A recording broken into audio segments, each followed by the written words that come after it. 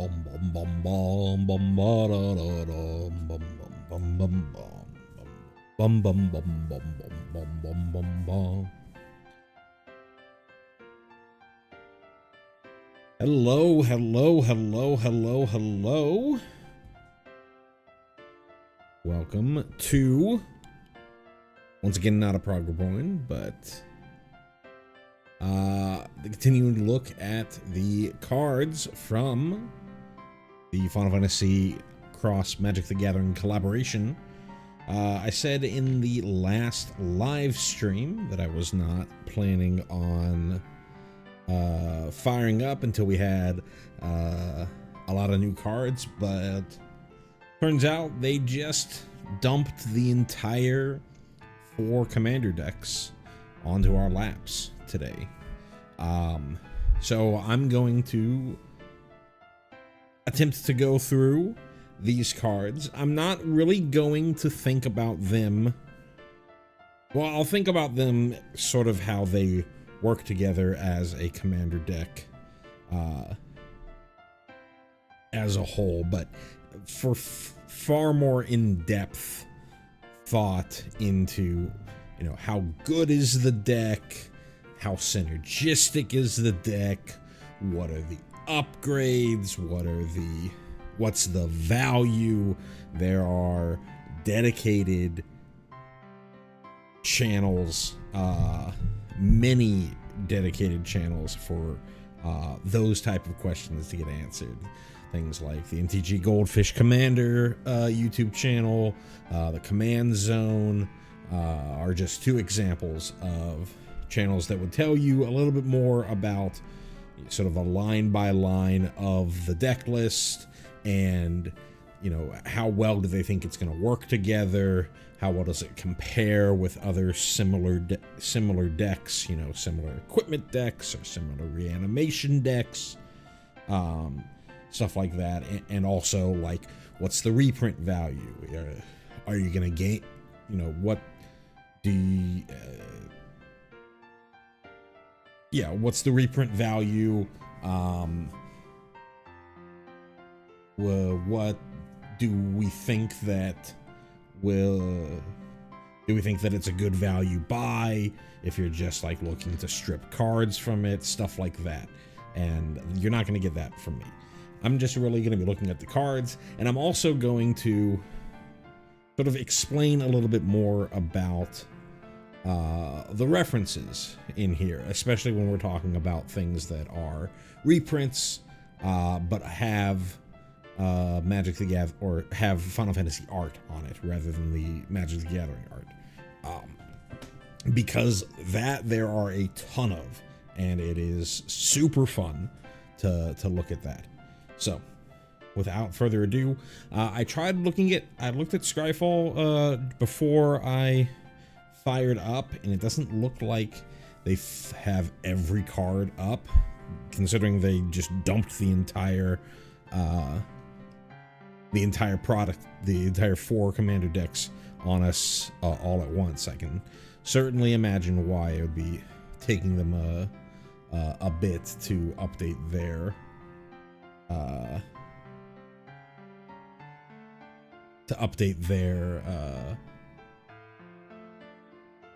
content on there. I do have a question from chat. Hey, good evening, etc., etc. Are you familiar with the lore of 6, 7, 10, and 14?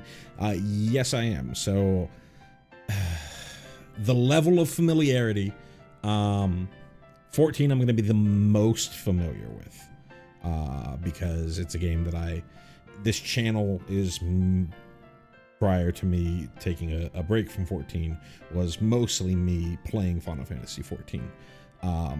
But I have played 6 many times. I've played 7 many times. I've played 10 a couple of times. But it's been many years since I've played 6 and 10. I'm currently like maybe halfway through Rebirth on 7. And from my glancing at here, it seems like it's mostly the 7 cards are mostly, at least from sort of the art direction side, are cribbing off of the remake and rebirth side of it. So that should be good there. But anyways, without further ado, we're gonna start with all the cards in the Final Fantasy VI commander decks. Not going in any particular order, and we might be talking about some cards that were previously revealed, and I might have even already talked about before. But getting a sort of a holistic view is still helpful, so I'm probably going to talk about them again. One thing to note when I was looking over the deck lists this morning is for things like the mana bases, sometimes, you know, for like FF7 is Naya, and FF6 is Mardu, and so they both share Boros colors, the red and the white colors. So sometimes in those deck lists, you'll sometimes see, you know, a red and white land that's referencing FF7, even though it's the FF6 precon, or the opposite way around. So this might not be literal exact. I went based off of the game reference that they have. If you look at any of these cards, they'll have which game it's specifically referencing in the bottom left corner of the card. So anyways, again, without further ado, let's go ahead and start with Setzer, Wandering Gambler. For 1 black and a red, we got a legendary creature, Human Rogue Pilot at rare. He is a 2/2, and when Setzer enters, you create the Blackjack, a legendary 3/3 colorless vehicle artifact token with flying and crew 2. You can see the Blackjack in the background over here. There also is a specific token that comes with the commander set, or the commander deck. But there's nothing else on the Blackjack, so you don't really need to see the token to understand what's happening here. Whenever a vehicle you control deals damage to a player, you flip a coin, which goes well with Setzer. He's a gambler, though it's not really slots. It's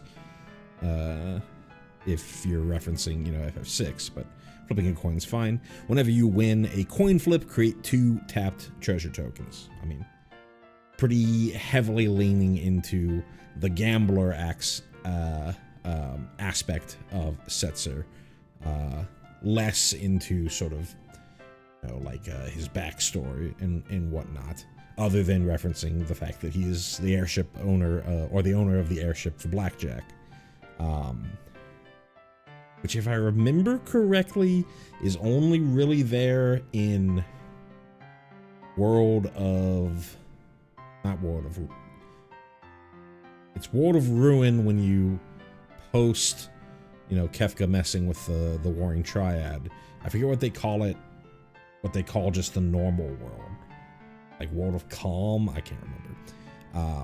I feel like it's a different airship when you're in the actual World of Ruin. And from what I remember reading in the IGN article when they first previewed this, the decks was supposed to be mostly about the World of Ruin, and we'll see that as we go through the cards. As far as a creature, you know, fairly straightforward. I don't feel like there's a ton of vehicle synergy in this precon. Obviously, he brings his own vehicle synergy, so there is something going on here, and I do know that there is at least one other vehicle in the precon, but probably something more where you would take Setzer out of this deck and try to make him a Rakdos Vehicles commander in and of himself. But 3 mana value is going to be relevant when we get to some of these other cards, so totally fine.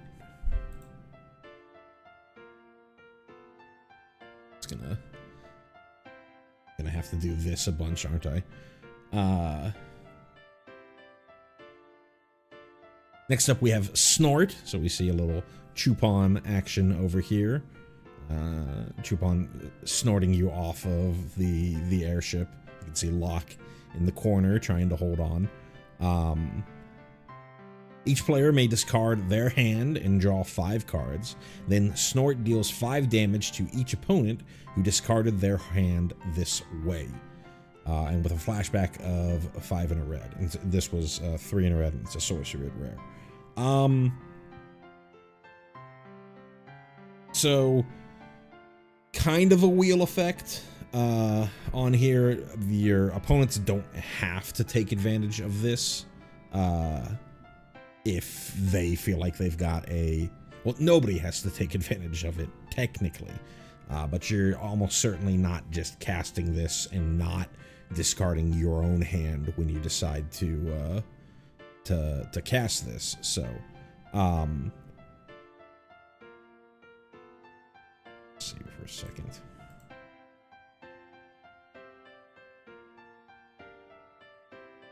There we go. I think 150 is the zoom we're looking for.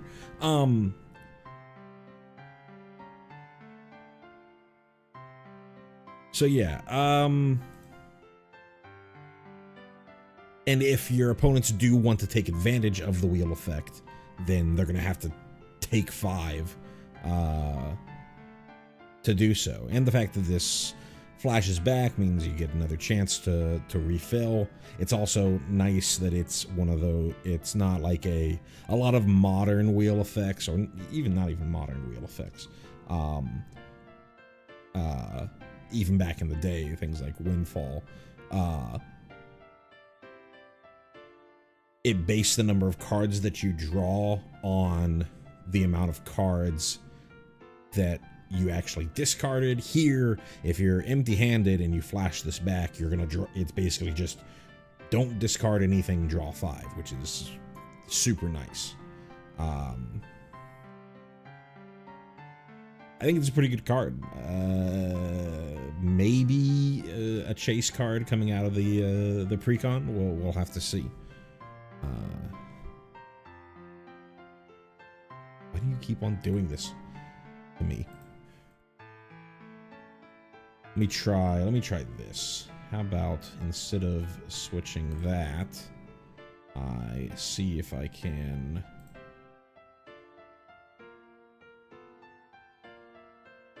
change this. Seems like it wants to be at this particular zoom. Yeah, we'll see how that works. Hopefully not gonna have to mess with it a ton after this. So next up, Coin of Fate. The lore here is incredible. But we'll read the card first. So for 1 and a white, we get an artifact at rare. When this artifact enters, surveil 1. And then for 3 and a white, tap and exile 2 creature cards from your graveyard and sacrifice this artifact. So a lot of cost going on here. But an opponent chooses one of the exiled cards. You put that card on the bottom of your library and return the other to the battlefield. Tapped, you become the monarch. So we'll talk about the playability of this card. I think it's pretty darn good. Super cheap to get into play early. Lets you sculpt the top of your deck and surveil it into the graveyard. It's a Graveyard Matters theme for the deck. So anything that lets you put in, you know, relevant creatures or relevant permanents into the graveyard is great. And it itself cares about relevant permanents in the graveyard. It doesn't say anything about, do this only at sorcery speed. You can do this at instant speed, which is super nice. And you get to become the monarch, which is a great benefit. Though doing this at instant speed and becoming the monarch, you don't unlike the initiative, you don't get that card draw immediately. So if you're doing it at instant speed, you're probably going to want to do it on the end step of your opponent just before you. Sometimes you might have to do it at another point, but also the creature that you're getting onto the battlefield is going to come into play tapped.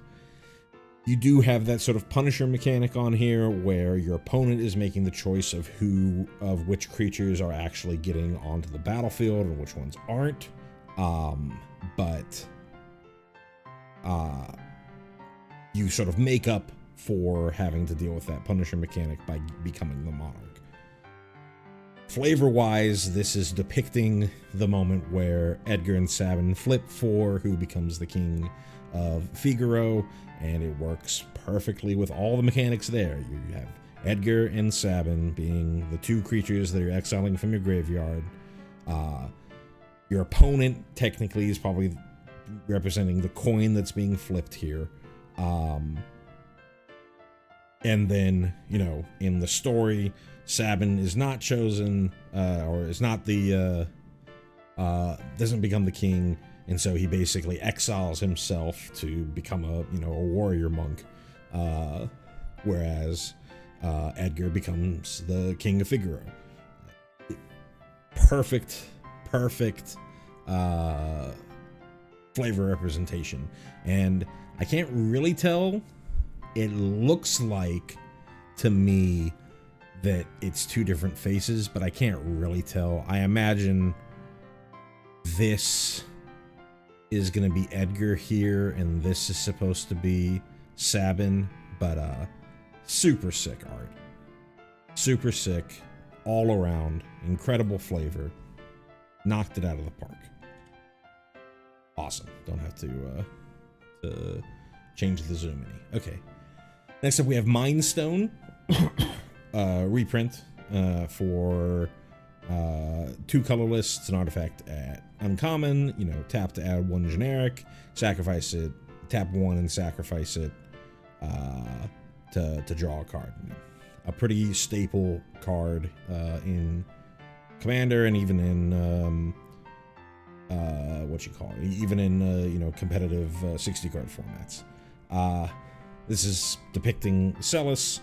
She's got her little tiara thing. I know Terra also has like some crown, but hers is a slave crown as opposed to Celis is just like some magical focus thing here. Other than the fact that it's Celis and she's got her tiara.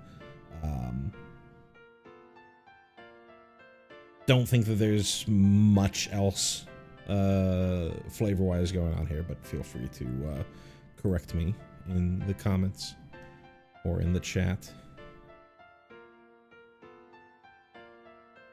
Gao, Feral Youth. For 1 and a red, we have a legendary creature, Human Berserker at rare. Gao is a 2/2, and whenever Gao attacks, put a +1/+1 counter on it. That's Rage, which is Gao's ability in his special ability in FF6. And at the beginning of each end step, if a card left your graveyard this turn, Gao deals damage equal to its power to each opponent. Trying to think how that's relevant to how Gao works. So how Gao works in the game, if you're ever on the Veldt and you're fighting a particular monster, you can sort of send Gao away to learn about that monster, and then when Gao rages, he can use, it's either like one or maybe like a subset of abilities. It's a little complicated, that he learned from hanging out with that monster. You kind of send them away for like out of the battle, and then you have to keep fighting until you find Gao after you win another battle, and he's like, oh yeah, I remember you, I'm gonna rejoin your party, and hey, I've learned this new stuff. I don't know how much I think that this is representing that. Maybe I'm missing something. Maybe the beginning of each end step left a graveyard, that's Gao coming back or something like that. But it's a pretty sick card. Grows, you know, by himself. Just play him turn 2, attack on turn 3, attacks as a 3/3. And if you have anything that can eat things from your graveyard, you know, like a Relic of Progenitus, Ghost Vacuum, or, you know, other more synergistic stuff with the rest of the deck, like reanimating things, etc., then it really starts pounding into your opponents. And if you can if you can pump Gao up, like, I don't know, well, so in the deck that he's in right now, you know, you don't have green, but if you do something like, all this says is if a card left your graveyard this turn. So if you do like a Delve become a Mince on Gao, that can really like start pounding into your opponent. I can't think off the dome how many like red pump spell, red, white, or black pump spell Delve stuff there are, but something to keep in mind. Or you flash something back to pump up Gao, and that's a card leaving your graveyard, so to trigger the end step stuff. So I need a pretty scary beater. Moving on, we got Anger. This is a reprint. For 3 and a red, we get a creature Incarnation at uncommon. Anger has haste. It's a 2/2, and as long as you control a graveyard, or as long as this card is in your graveyard and you control a mountain, creatures you control have haste. Pretty powerful card in regular Magic. So a cool reprint here. This is depicting, I think this is also something in pre-World of Ruin. World of Balance is the word that I'm thinking of. In the World of Balance, I believe that's when Realm gets trapped in this building, but I might be mistaken. Yeah, like I said, it's been many years since I played 6. But yeah, you've got your bombs, and then the big roaring flame. Oh no, I do think it's in World of Balance, because it has something to do with the fact that there are the town that Realm and Strago are in don't want people to know that they can use magic, because using magic in FF6 is like a lost art, a lost power, and it's like these little kids or whatever who can use magic are like doing it in secret and whatnot, and they accidentally, you know, like burn down a house, if I'm remembering correctly. So cool art depiction, cool lore depiction, tying Anger in with Final Fantasy VI. Pretty cool. Legions to Ashes. This is another reprint. So for 1 white and a black, we get a sorcery at rare. Exile target non-land permanent, and opponent controls and all tokens that player controls with the same name as that permanent.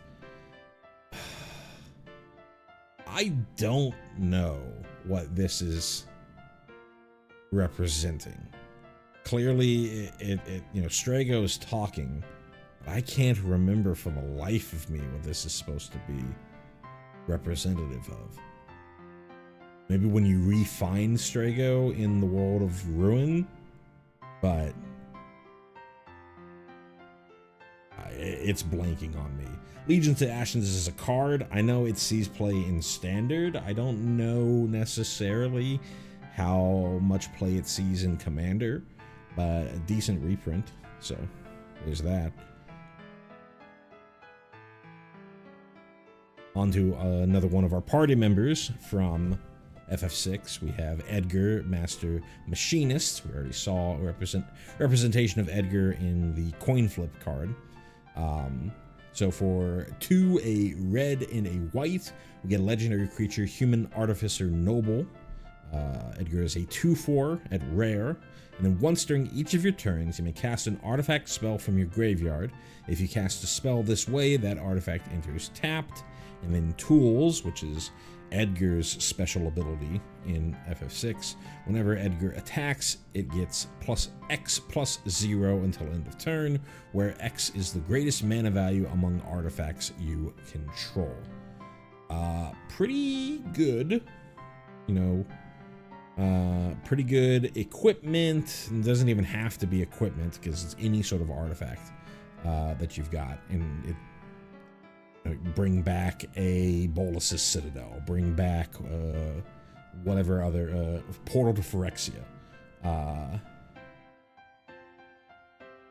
Yeah, exactly.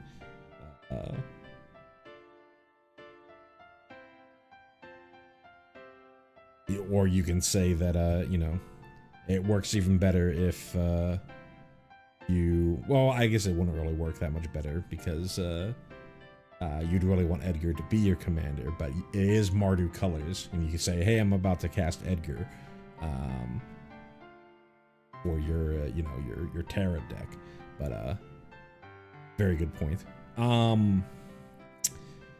far as the card itself, bring back these big bomb artifacts. Edgar then swings in for a ton.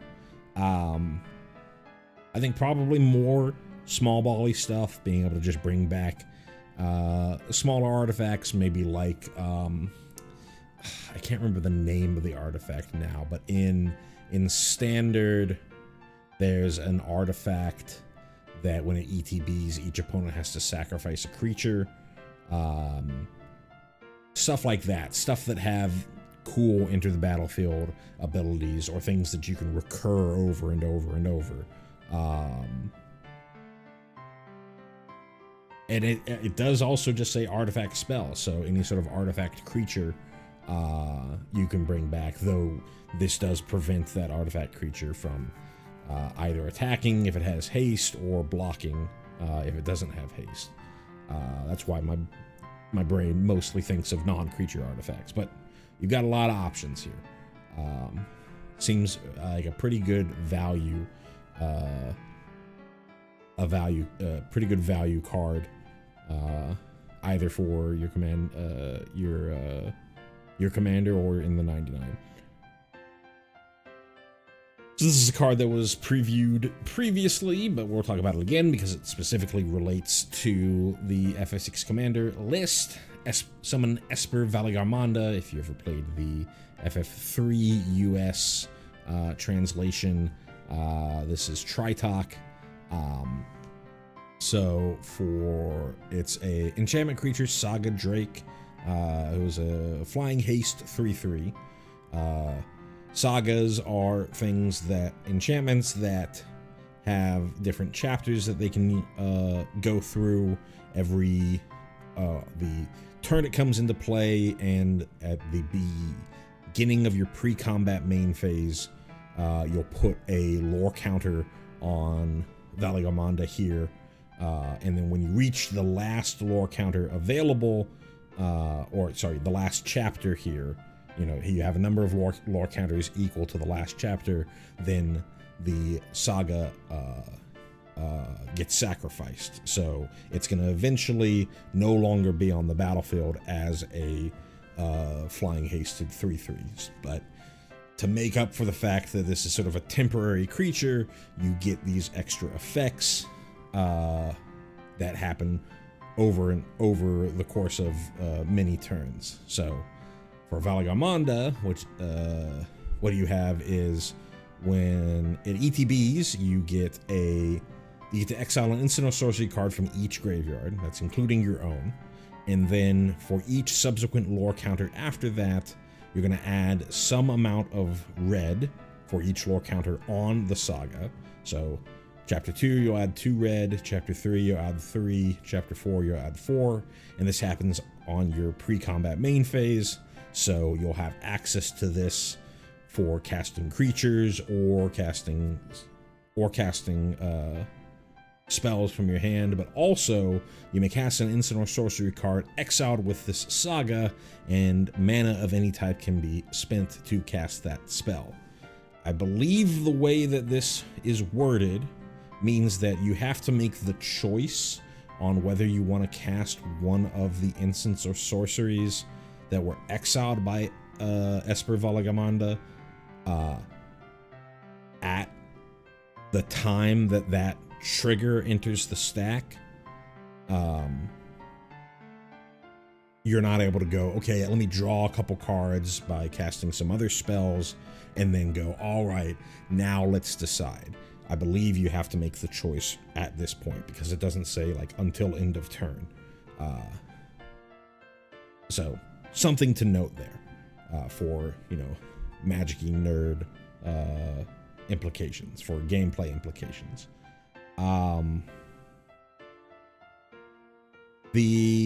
As far as the card goes, I think it's really good. It has haste, so unlike a lot of the saga creatures, which you only get like one attack in, or maybe even two attacks in, you're going to be able to attack the moment that you play Valagamanda, so you get a little more value off of Valagamanda here. And even if, like, say you're the only one who has an instant, or only one other person has an instant or sorcery, that's still sort of recurring something that you put into the graveyard, for value. And like I said, you can use that mana that you get from Valagamanda to just help cast spells from your hand, or you activate abilities on the battlefield, or whatever have you, right? So I think this card's great. This is, as far as lore goes, this is the first Esper that you meet in the sort of the beginning tutorial, or like intro cutscene, but like it's a SNES game, so you don't really get a cutscene.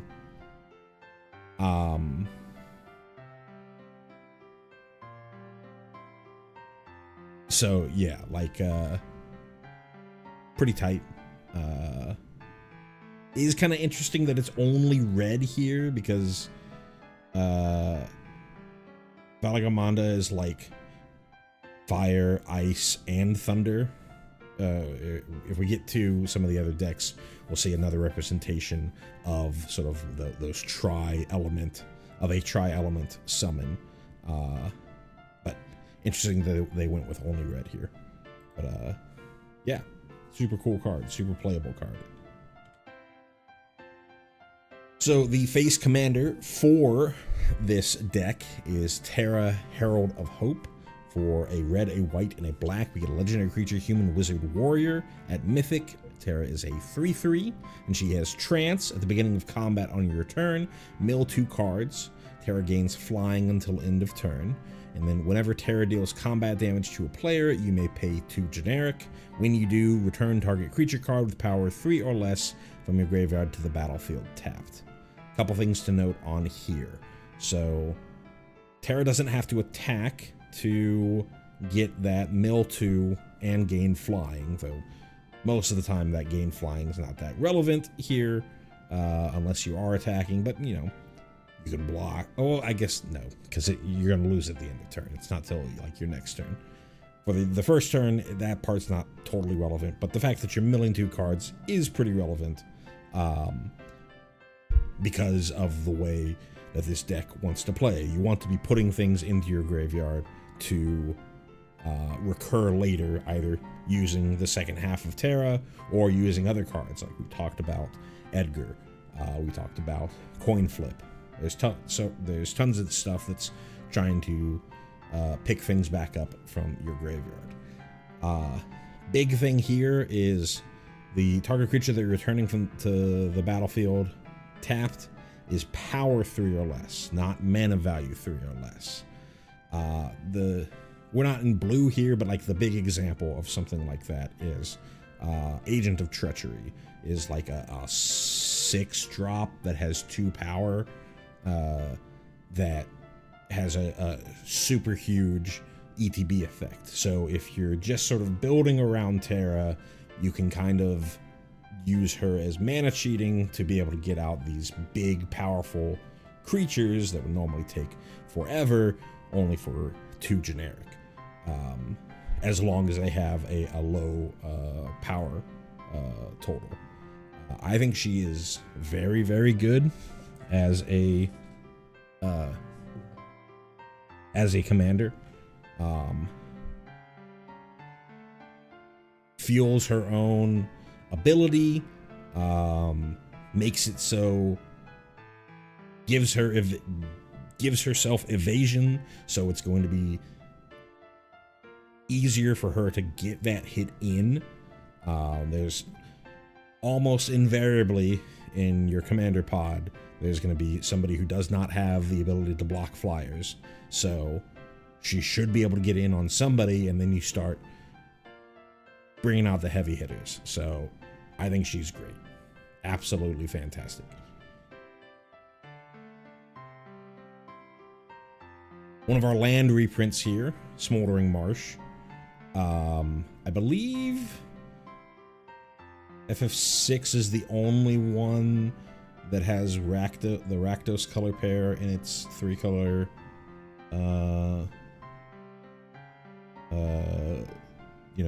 setup.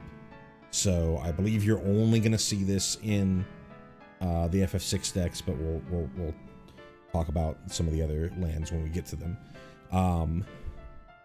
So this is a reprint. It's a land, it's a swamp mountain that's important for fetch ability, but it enters tapped unless you control 2 or more basic lands. And I believe this is...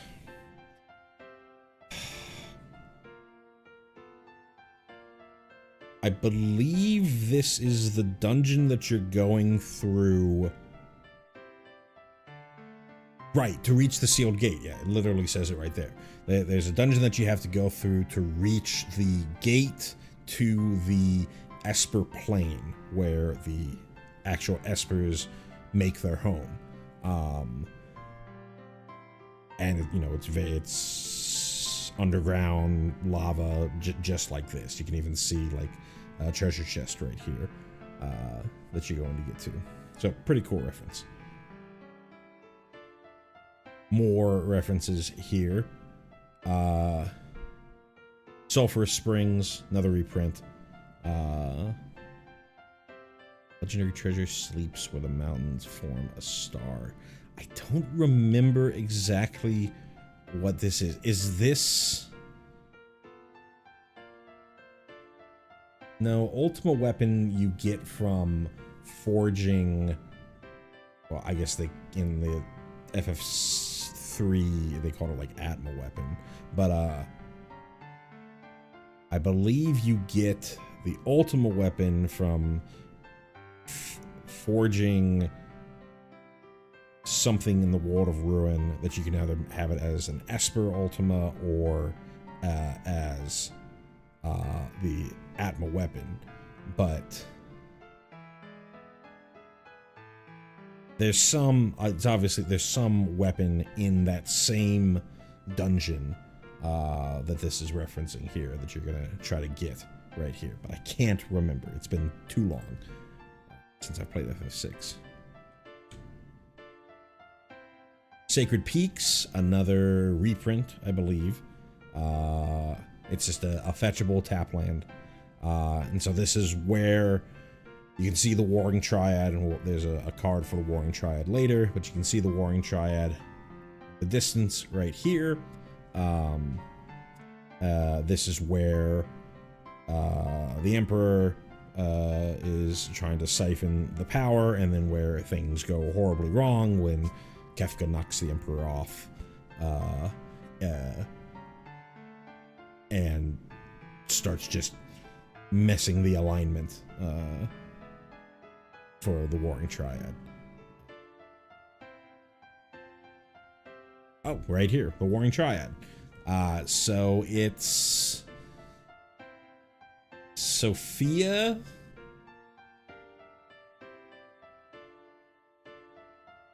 Is this Sephiroth? and then I forget what the last one's called.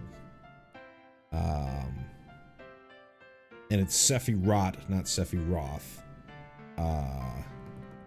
It starts with a Z. Anyways, these are the statues in FF6 that need to be sort of in balance and alignment that Kefka messes around with to cause the world to go into ruin. So what it is, let's read the card. For 3 generic, we get a legendary creature artifact god at rare. The Warring Triad is a 5/5 flying trample haste. 3 mana 5/5 flying trample haste, that's pretty good. But as long as there are fewer than 8 cards in your graveyard, the Warring Triad isn't a creature, so you got to turn it on. The deck, you know, Terra does a pretty good job of turning the Warring Triad on, but you are going to have to be in this weird equilibrium of, speaking of balance, you're going to be in this weird equilibrium of, if I pull things out of my graveyard to gain value from replaying those things from the graveyard, am I going to turn the Warring Triad off of being a creature? So that's a push-pull that you have to think about here. But Warring Triad itself also is kind of just a mana rock. You can tap, mill a card, and target player adds 1 mana of any color. The target player is super weird. I read that this morning and I was like, why? I guess you can give mana to one of your opponents if they're like, hey, I've got a board wipe that, you know, if the Warring Triad's not a creature, it's not going to get hit by the board wipe. But hey, I've got a board wipe. Can you give me some mana so that I can deal with this board? And I guess it kind of works with the lore a bit, right? Because Emperor Gestal's, you know, sucking the power out of the Warring Triad. But just gameplay wise, target player adds 1 mana of any color is really weird. Obviously, you're mostly going to use this for yourself. So you've got a little mana rock that turns into a pretty powerful creature once things get going. So I think it's a pretty good card. And for those that are against ever playing 3 mana rocks, maybe give this one a try. We have another of our party members. We got Shadow Mysterious Assassin for 2 and a black. We have a legendary creature, Human Assassin, at rare. Shadow is a 3/3 with Death Touch, who has Throw, which is Shadow's special ability. Whenever Shadow deals combat damage to a player, you may sacrifice another non-land permanent.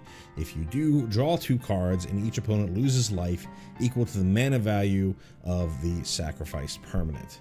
So I think Shadow's a pretty sick commander build around. We just talked about sort of like, I'm going to put these big, I can try and use Terra to put big stuff in. If you're trying to build a deck specifically around Shadow, you can't really use Terra to do it, but being able to take some, you know, big non-land permanent that you already got the ETB value of it, or is no longer useful, and just chuck it at your opponent, just like in game, right? You upgraded your weapons, you upgraded your gear. I don't need this anymore. I'm going to use it. I'm going to have Shadow throw it at my opponent. And if you do, you refuel your hand, and everybody loses a lot of life. As part of the precon here, I think it's also great because you can reanimate. You have Terra reanimate something. Shadow sacrifices that thing. He's got Death Touch, so your opponent probably doesn't want to block Shadow, even if they can block Shadow, because he'll trade with whatever it's blocking for the most part. And then you just get to smack your opponent in the face, and then Terra can bring that thing back that you just sacrificed. And if you say you have Terra and Shadow on the battlefield at the same time, you can stack the triggers in such a way. I believe, let me go look back at Terra before I lie to you. And then why did it just do this? Why did you go back to 100%? But whatever. Let's see. At the beginning of combat on your turn. This is a when you do. So you have to have paid 2 and then have a target. So I think it works. There we go. Cool.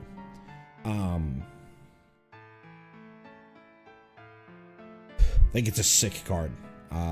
We got Interceptor over here, and gonna spoil a little bit, but there is an Interceptor card that works very well with Shadow that we'll see when we get there. Art is sick. My brain, I don't really think of Shadow being much more than just black cloaked, but I know in like concept art and stuff like that, he really is very ninja looking. So cool to see here. Next up we have Isolated Chapel. Here's the sealed gate that we just talked about in relation to the other some of the other land arts that we've seen so far.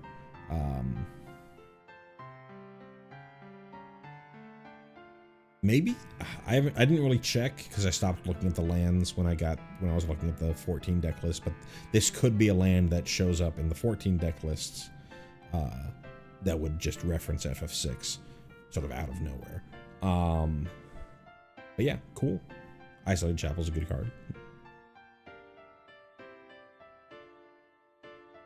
Strago and Realm, so we don't get a cards specifically for each of these characters. I believe that there is a Realm card coming, wink wink, in the standard set. But as far as the commander set goes, we get Strago and Realm together. For 2 and a red, we get a legendary creature, Human Wizard, at rare. They are a 1/3, and they have Sketch and Lore, which are the 2 different abilities from the 2 different characters. Realm's Sketch is like I think you like an enemy uses an ability and then she repeats that ability. If I remember correctly, I might be getting it a little bit wrong. And I think Lore is a lot like blue magic. You have to have seen an ability and then you kind of learn it. It's been a while since, and I don't think I ever really used Strago in my teams whenever I played. So could be misremembering Lore, but let's read what it does in the actual game, or in the actual card game. For 2 and a red, we can tap, and target opponent exiles from the top of their library until they exile an instant, sorcery, or creature card. You may cast that card without paying its mana cost. If you cast a creature spell this way, it gains haste, and at the beginning of the end step, sacrifice this creature, activate only as a sorcery. So you're basically, with Strago and Realm, you're basically just playing your opponent's decks. Super cool ability. And the fact that any creatures that you steal from your opponents get haste so that they can smack in is super nice. I don't really know how synergistic this is with the rest of the commander deck, other than the fact that Strago and Realm themselves are 3 mana and a 1/3, so you can bring them back from the graveyard with Terra, but their ability doesn't really seem to function that well with the rest of the deck. It kind of leads into sort of the chaos stuff that maybe they're trying to go for when they start touching World of Ruin and Kefka and stuff like that. But for as far as the face commander goes, doesn't really seem to work too well there. But it's a super cool card. I could see it. I could see people being gravitating towards this card if they're trying to do any sort of like red chaos strategy. Rogue's Passage. This is a super cool reference.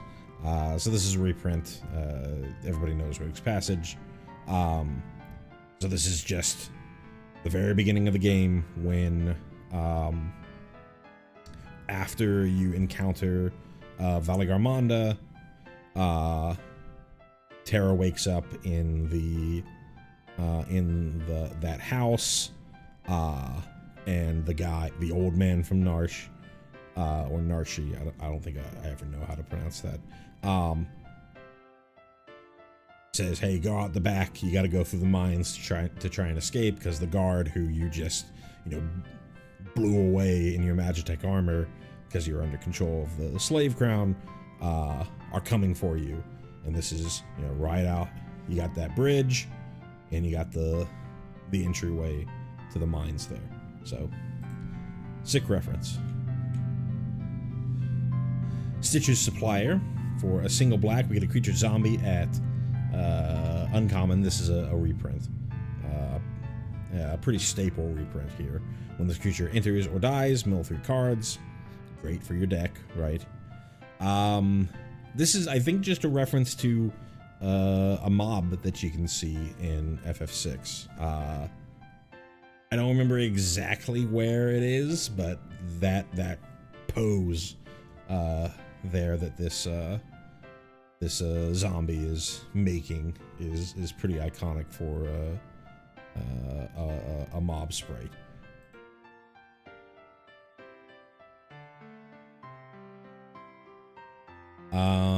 Solemn Simulacrum for 4 generic. We got a reprint here. Solemn is all over the place in Commander and especially in precons. We got an artifact creature Golem at rare. When this creature enters, you may search your library for a basic land card, put that on the battlefield tapped, then shuffle, and when it dies, you may draw a card. It's clearly Magitech armor. I don't think it's referencing anything beyond that it's just Magitech armor. I don't think that it's like Wedge or Biggs or anything like that. But cool. Meteor Golem, another reprint for 7 mana. We got an artifact creature Golem at uncommon. When this creature enters, destroy target non-land permanent opponent controls, and it's a 3/3. So this is an example of, hey, power 3 or less, right? You're gonna take a Meteor Golem, costs 7, but Terra will be able to bring this back with her ability onto the battlefield because it's a 3/3, and you get this nice effect of destroying any non-land permanent opponent controls. The specific monster, I think this is something when you're like infiltrating the Empire, and like infiltrating the Magitech facility. I think this might be one of the bosses, but I can't think specifically if that's where it is or not. Night's Whisper this is a reprint for 1 in black. We get a sorcery, you draw 2 cards and lose 2 life. This is obviously the very touching moment of Cyan seeing both his dead wife and dead son, who had just gotten killed by Kefka poisoning the water supply of Doma. That's right, Doma. And Cyan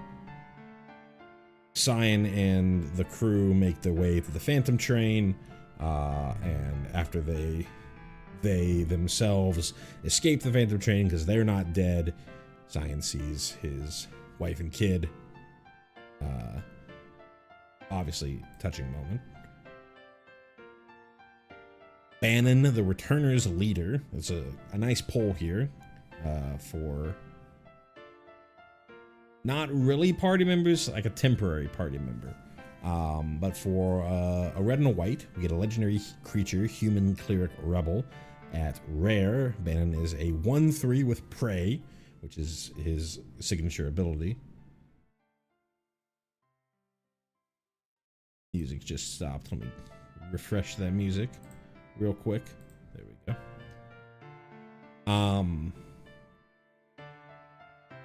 Prey is the ability that Bannon has. You mostly use him. I think you only use him during the raft section of the game. And all I ever remember doing with him is just praying every single turn. But anyways, what does Prey do in Magic the Gathering? Once during each of your turns, you may cast a creature spell from among cards in your graveyard that were put there from anywhere other than the battlefield this turn. Yeah, Cayenne. Yeah, exactly.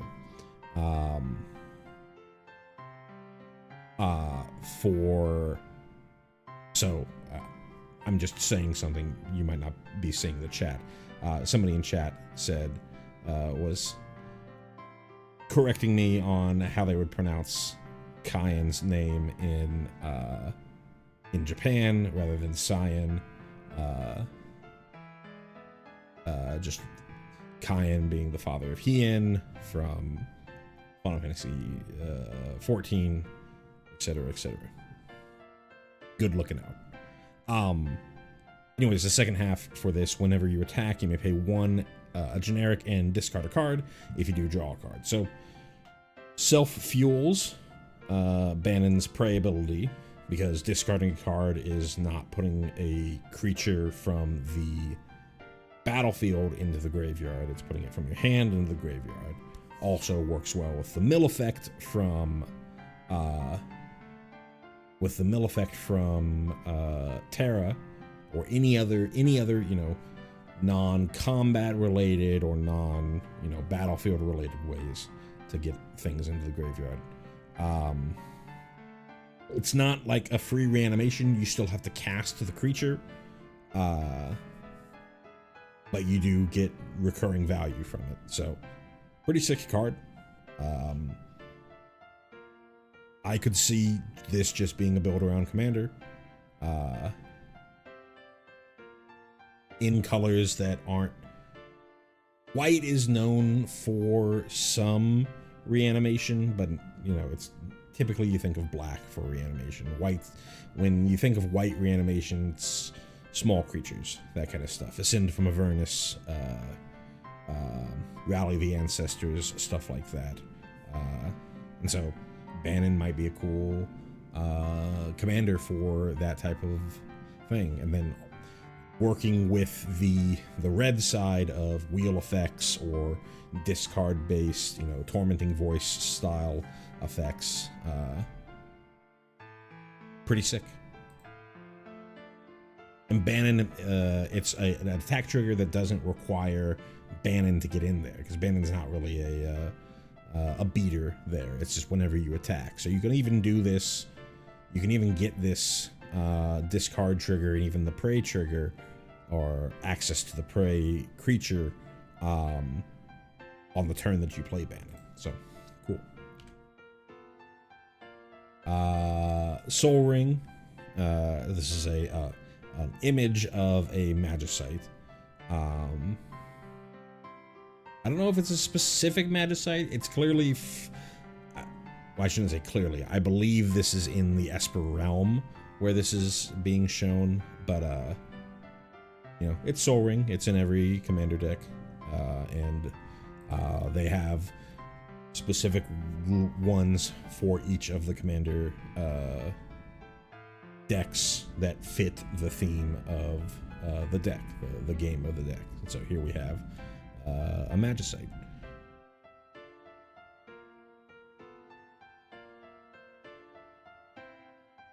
Here we have Mortify. This is a reprint for 1 white and a black. We get an instant, an uncommon, destroy target creature or enchantment. I believe that's modern, but looks a little devilish to me. But Monowin did kind of look devilish. I'd have to really look back at sort of like the sprites or the concept art to know for certain.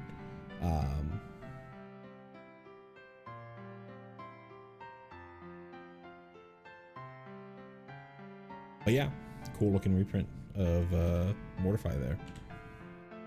This one got me super hyped when I saw it. Umaro Raging Yeti.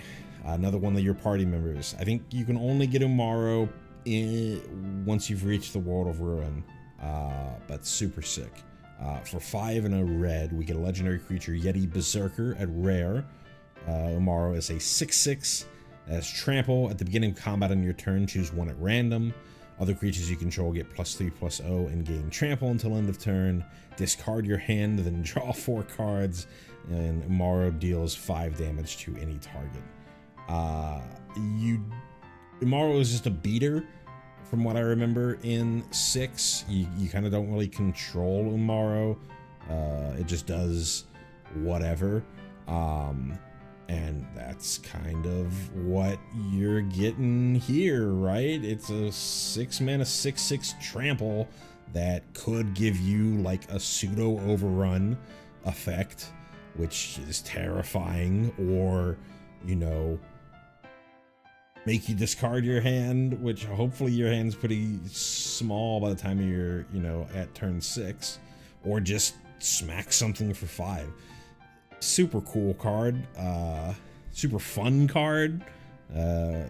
Kind of leans into the same chaos side of the deck that Strago and Realm was doing. But I just love Umaro. Yeah, not much else to say. Ruinous Ultimatum. It's a reprint for red, white, black. So 7 total mana, 2 red, 3 white, 2 black. We get a sorcery at rare that says destroy all non-land permanents your opponents control. So a big ol' one-sided board wipe.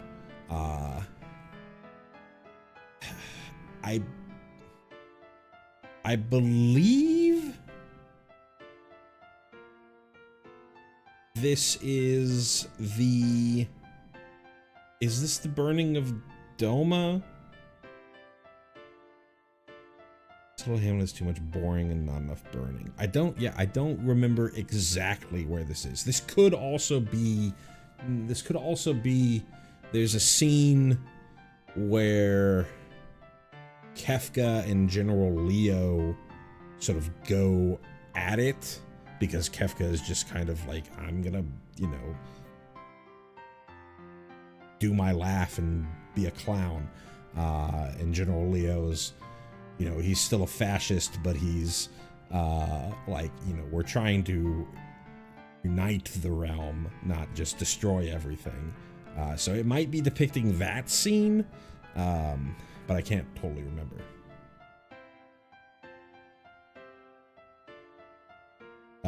Somebody's asking, please tell me they made the card game from FF8 a thing. I don't believe we've seen anything Triple Triad related. I believe that's the one from FF8. Yeah, Tetramaster is the one from FF9. I don't think we've seen anything Triple Triad related yet, but we're still pretty early in the spoiler season, so it's not to say that they aren't doing it.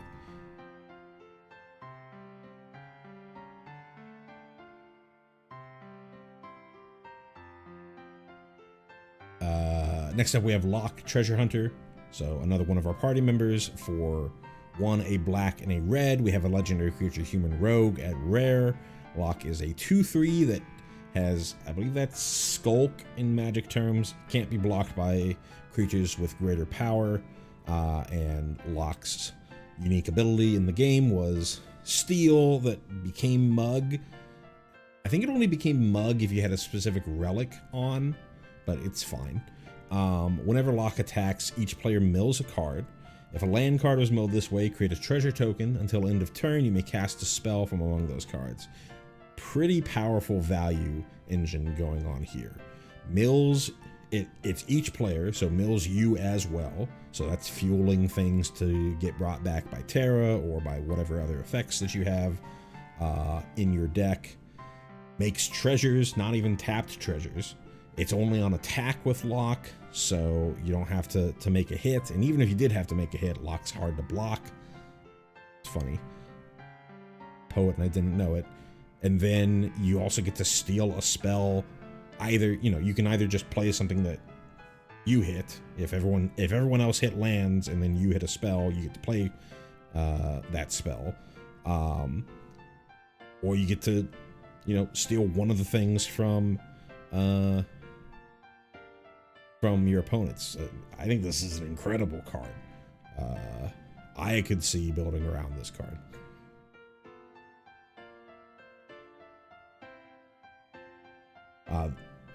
Going back to the comment about Triple Triad, somebody else in the chat pointed out that Ben Starr, who was the host of the PAX panel, made a hint to the fact that there probably is a Triple Triad card, but they weren't showing it at the time. I think Locke is incredible. Now on to the boy, Mog, Moogle Warrior. Though might be a girl, I don't remember. Mog is a 1 red and a white for a legendary creature, Moogle Warrior at rare. They are 1/2 with lifelink, and they have Dance. At the beginning of your end step, each player may discard a card.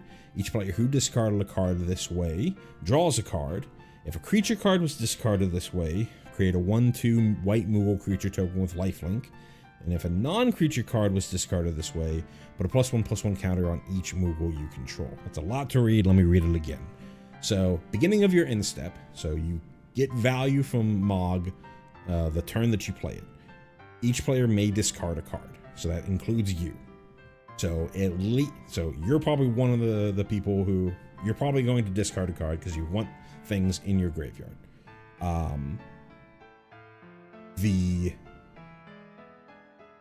Your opponents may also discard a card if they want to, rummage. They have a land in hand, they want to get rid of it and try to draw something better. So they have a little bit of incentive, a little bit of group huggy-ish stuff going on here. But if they take advantage of being able to filter their hand, sculpt their hand a little bit better, then you're going to get advantage on here. If they discard a creature card, then you're going to get essentially another copy of Mog, except without the dance ability. And then if they discard a non-creature, then all your Moogles are going to get buffed up.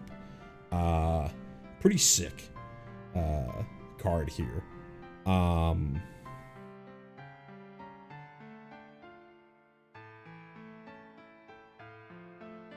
in a can. I think the incentive for the opponent isn't really enough that a lot of people are gonna take advantage of it. It's not like, hey, any number of people may draw a card. They have to discard something, and they might think that their hand is great, and they're gonna be like, nah, I'm fine with that. So I think there's gonna be enough times where you're going to be the only one who is discarding, so you got to think about it like that, as opposed to everyone does it all the time and I get this huge army for free. But still a pretty cool card. 3 mana for a 1/2, weakish, but again, you're going to be able to build Mog up to be a lot more powerful as the game goes on, and if it can survive over a bunch of turns. So, super cool.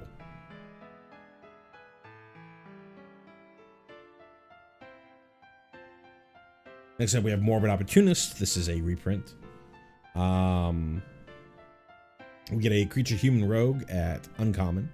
They're a 1/3, and whenever one or more creatures die, draw a card. This ability triggers only once each turn. Yeah, this is a mob in Zozo. Which is a weird town that you go to where I think you find Terraflies there for some reason after she freaks out about learning that she is part Esper. I believe that's the order that things happen, though I'm not 100%. The main thing I remember about this town is there's like this weird puzzle with clocks going on in this town. You end up in this town forever and ever, and there's like this this giant mob that you can sometimes randomly get in, and then sometimes it randomly triggers this magnitude spell, I think is what it's called, that rolls a random dice and sometimes just wipes your party.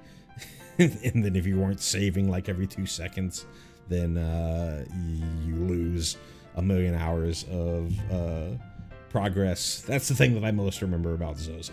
But yeah, it's gonna this is just referencing a mob that you fight.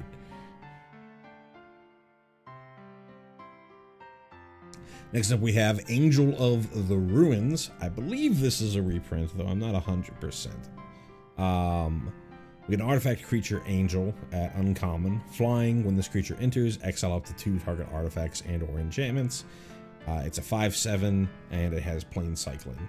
So you could, if you have this early in your hand and you're looking for land drops, then you can plain cycle it to put it into your graveyard. It's a 5/7, so you don't really, it's not really going to work with just like Terra. So you're going to have to use one of your other reanimation effects, like what's his face, Bannon would work. As far as the art goes, this is when you're fighting the final boss version of Kefka, there's this big statue thing. I always thought it was supposed to be the Warring Triad, but maybe I'm mistaken about what it is. But it's, this angel is one of the things that you can see. So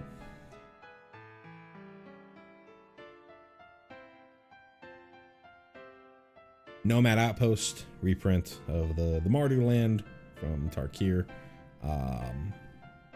This is the Returner's hideout. This is where you first meet Bannon, and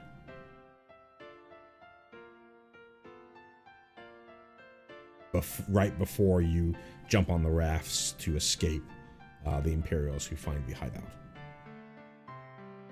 Someone in chat saying it's supposed to be Jesus and Mary. I didn't know that. Interesting. Shadowblood Ridge, another reprint. It's a land that you pay a generic to get a black and a red from. This is the capital of the Empire. I don't remember the name of the town, but you see it in like the opening credits, and you infiltrate it later on in the game. Then we have Milliken, which is a reprint. Artifact creature construct. At uncommon, tap the mill card to add a generic. And it's a 0/1. So it's a mana dork because it's an actual creature. Mills you, so synergizes well with the rest of the deck. I believe, is this one of the mobs that you run into when you're escaping on the minecart? I think that's what this is. If not, it's just something that you can find when you're delving underneath the capital, trying to find and rescue espers in there.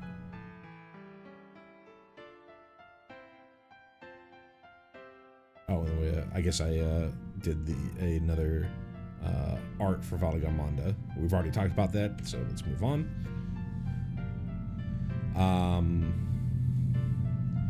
Got a train coming by, so I'm gonna let that finish going by, and then we'll talk about Arcane Signet here.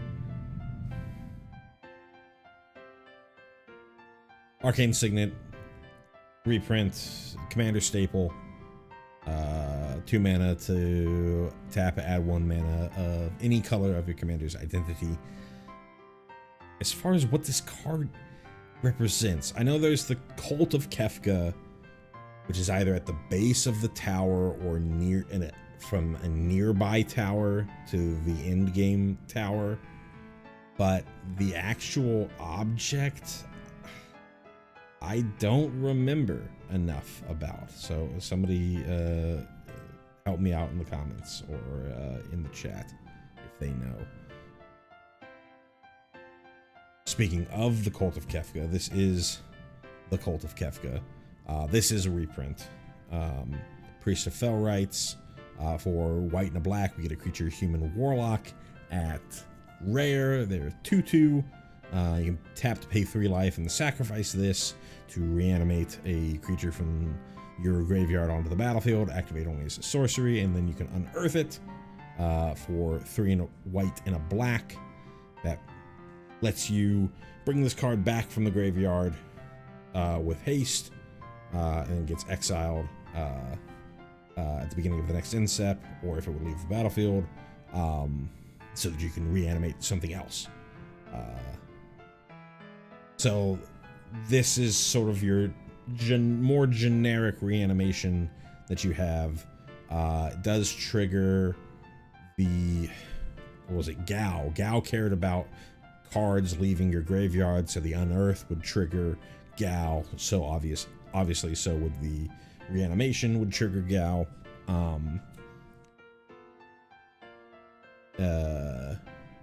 But yeah, for anything that doesn't get hit by Terra, like we talked about with the Angel, this can bring that back.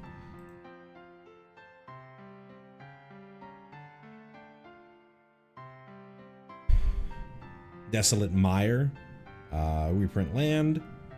We saw another version of one of these filter lands before. For a generic, you can turn it into a white and a black. I think this is just supposed to be the Veldt. Yeah. To the south of here lies the Veldt. It is a wild and dangerous land inhabited by all manner of ferocious beasts. Yep. Boom, ba-da-dum, ba-da-dum-dum.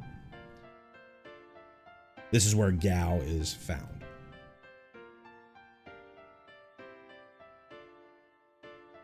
Command Tower, an obvious reprint for this deck. I believe that is Kefka's tower in the World of Ruin.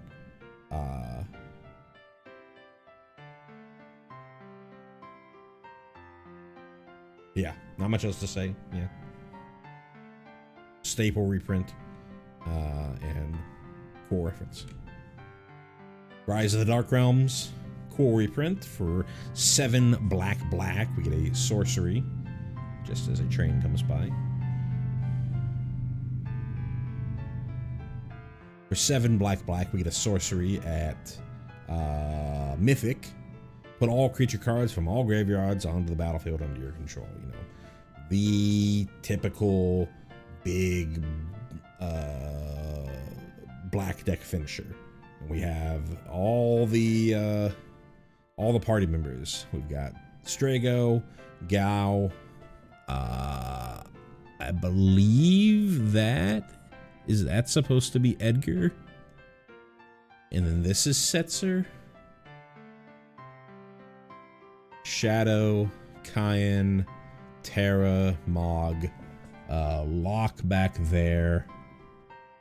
Where's Celis? Is this supposed to be Celis? Celis and Locke next to each other makes sense. Sabin. Yeah, this looks like Setzer with. Oh, maybe not. No, yeah, I'm gonna say this is Setzer with the coat. Go-Go and Realm. No Umaro in this picture. Note. Square or Wizards of the Coast. Oh no, there is Umaro right there. I thought that was like the moon. There's Umaro. I'm just blind.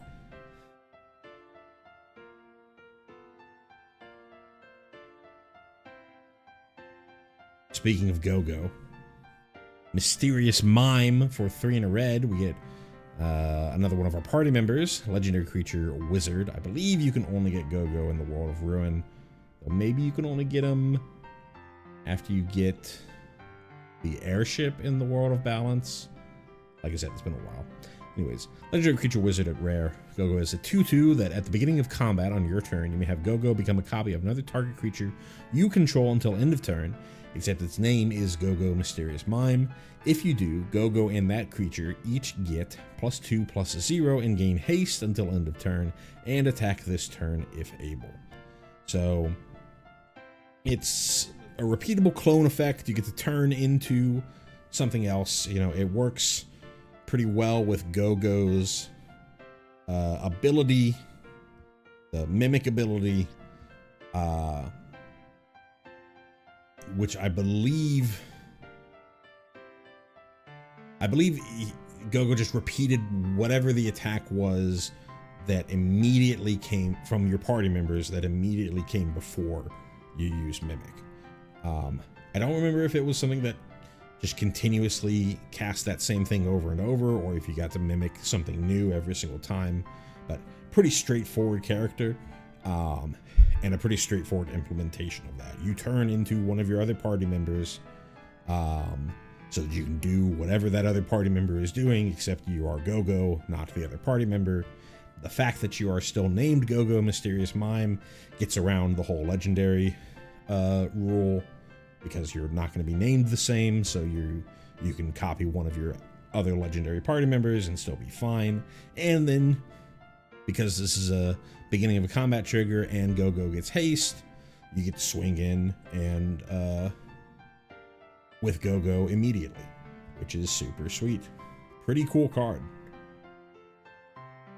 Just double up on any sort of, you're not going to get any of the ETB triggers or anything like that, but any sort of attack trigger, combat damage trigger, anything that doesn't care about ETB or LTB, you're going to be able to double up with Go-Go.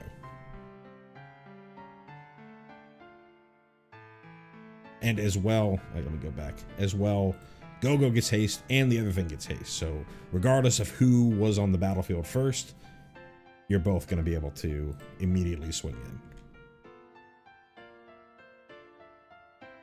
Key to the City, this is a reprint. For 2 generic, we get an artifact at rare, discard a card. Up to 1 target creature can't be blocked this turn. Also tap. And then whenever this artifact becomes untapped, you may pay 2. If you do, draw a card. And this is showing the moment that the Impresario first reads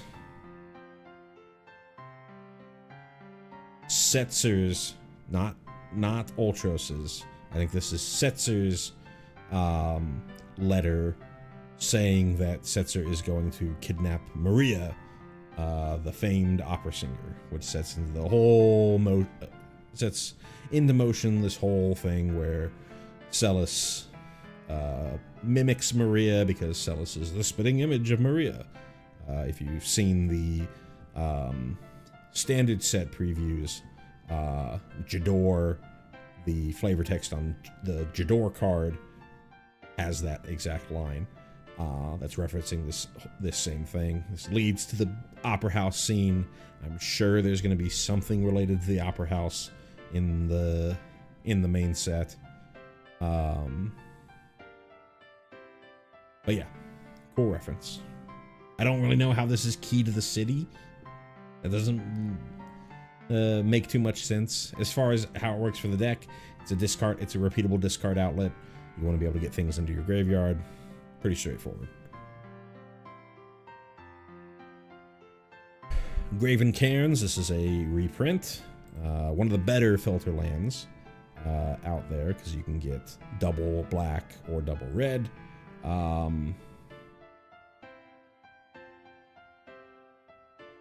Gotcha.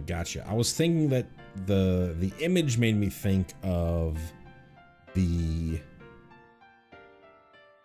Locke's Love, but this is Setzer's rival friend post World of Ruin, where I think you find the other airship that you end up taking.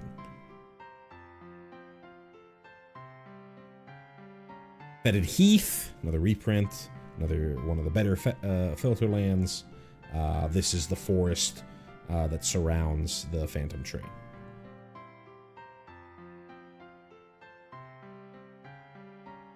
Palace Jailer for 2 white. This is a reprint. Creature human soldier at uncommon. It's a 2/2. When this creature enters, you become the monarch, so another monarch reference. Whenever this creature enters, exile target creature an opponent controls until an opponent becomes the monarch. I think this is... I don't remember what the name of the town is, but I think this is the jails where we first meet Celis. When I first looked at this card, I thought it had something to do with the Imperial City, but I think this is whatever the town is where we first meet Celis. So I'm remembering now this wolf as like another like treasure hunter character. It's one of the port cities, because I think you flee from the returners out hideout, and the party gets split up. Locke ends up on drifting over to this town across the sea, and then meets Celis. Here's the Commander Kefka. So Kefka Dancing Mad. For 5, a black and a red, we get a legendary creature, Human Wizard, at rare. Kefka is a 6/6, and during your turn, Kefka has Indestructible. And at the beginning of your end step, exile a card at random from each opponent's graveyard. You may cast any number of spells from among cards exiled this way without paying their mana costs. Then each player who owns a spell you cast this way loses life equal to its mana value. Here's big, powerful Chaos Commander, right? Kefka is indestructible during your turn, so the turn that you play Kefka, unless they have exile-based removal, a Swords to Plowshares, a Path to Exile, whatever have you, you're going to get that in-step trigger. And a couple of things to note: it's cast any number of spells from exiled cards without paying their mana cost, so it's not, you can't play lands, even though you could hit a land with the random exile from each opponent's graveyard. But even with that caveat, this is a huge effect, which needs to be in a commander game if you're going to play a 7-mana spell.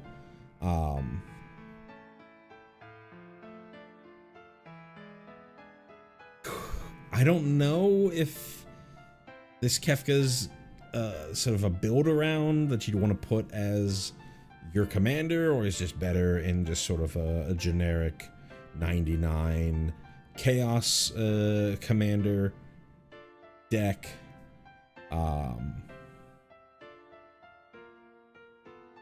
7 mana is a lot of mana to get to, and being in your command zone means people can sort of like, okay, I'm gonna try and hold these things in my hand that are going to ruin us.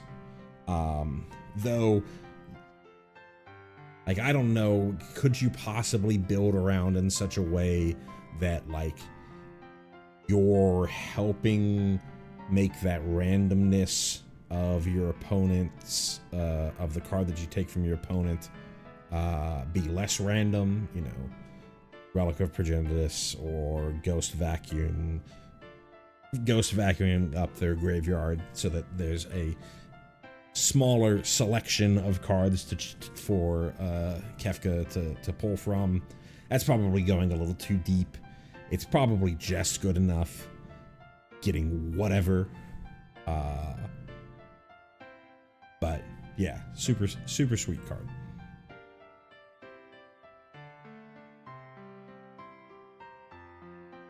Got another train coming by, so give me a moment.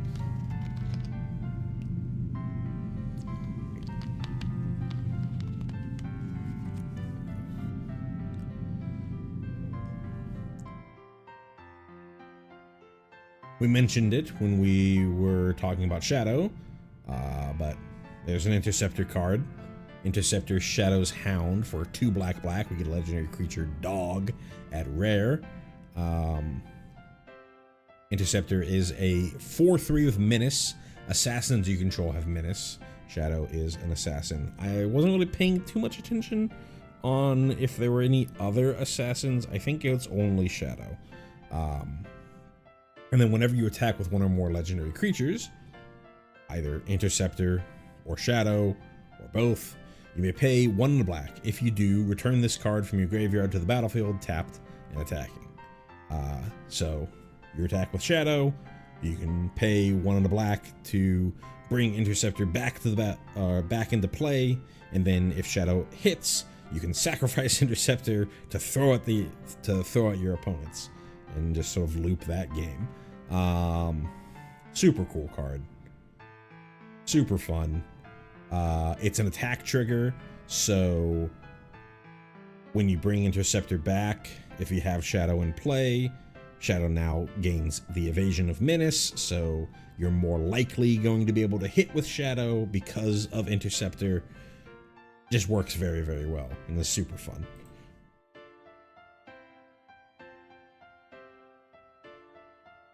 Flayer of the Hatebound. This is a reprint. For 5 and a red, we get a creature devil at rare that has Undying. Undying is whenever this creature dies, if it has no +1/+1 counters on it, return to the battlefield under its owner's control with a +1/+1 counter. Notably, this would trigger something like Gal, because it does hit the graveyard and then come back. And then whenever this creature or another creature enters from your graveyard, it deals damage equal to its power to any target. So obvious synergies with a lot of what's going on in your deck. Though specifically with Terra, because it's not going to synergize with Terra, so that you would be able to bring back Flayer of the Hatebound, though there are obviously other cards that your deck can use to bring back Flayer of the Hatebound. And then also with Terra specifically, the power of the creatures that you're bringing back is 3 or less, so you're kind of limiting the amount of damage that you're going to deal with Flayer of the Hatebound from bringing things back through Terra. But I mean, it's still pretty synergistic with the rest of the deck, so fun include. Talisman of Conviction. This is a reprint for 2 generic. We get an artifact at uncommon. This is our Boros talisman, and the reference here is when you immediately go to the World of Ruin, you're with Jest Celis on this tiny island, and she kind of she was being helped by an old man, but she kind of thinks that she and this other old man are the last people alive. And this old man gets sick. You kind of have to do this monotonous game of trying to get fish for this old man so that old man doesn't die. And you have to like pay attention to how fast the fish are swimming and stuff like that, to try and make sure that the old man's not gonna die. If the old man dies, I think that Celis ends up getting super depressed and goes to kill herself, and then at some point you see this scarf or this headband, that's what it is, which is the headband that Locke was wearing. And so she gets, less depressed, thinking that others are still alive. It's not just her on this tiny island. Eventually if you kept the guy alive, he eventually shows you this raft that he had been working on, and y'all leave together, or if not, I think you eventually just stumble upon this raft and stuff, and that sort of leads you into the rest of the World of Ruin. So, cool reference. Big Score, another reprint. For 3 and a red, we get an instant at common. As additional cost to cast a spell, discard a card, draw 2 cards, create 2 treasure.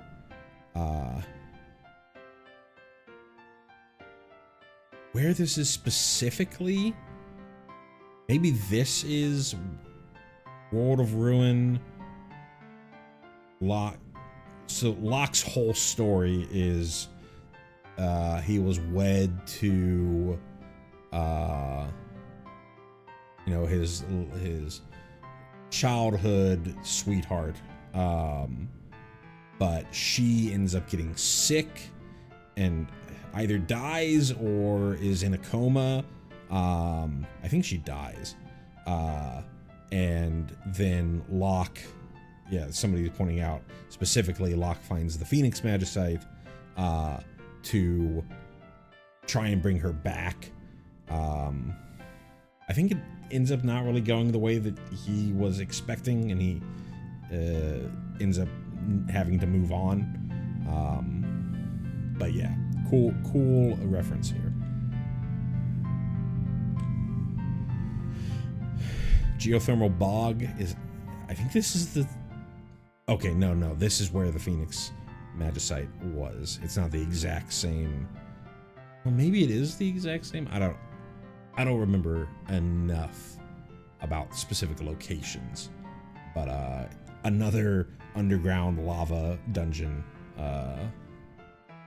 in FF6 here, where Locke is trying to find the Phoenix Magicite to bring back, I think her name is Rachel.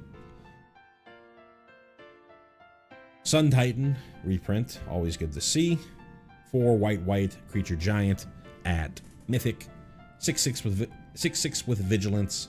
Whenever this creature enters or attacks, you can return target permanent card with mana value 3 or less from your graveyard to the battlefield.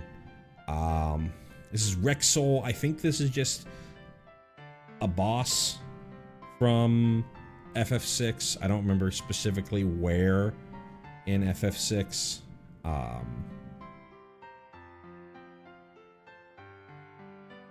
But fun reference.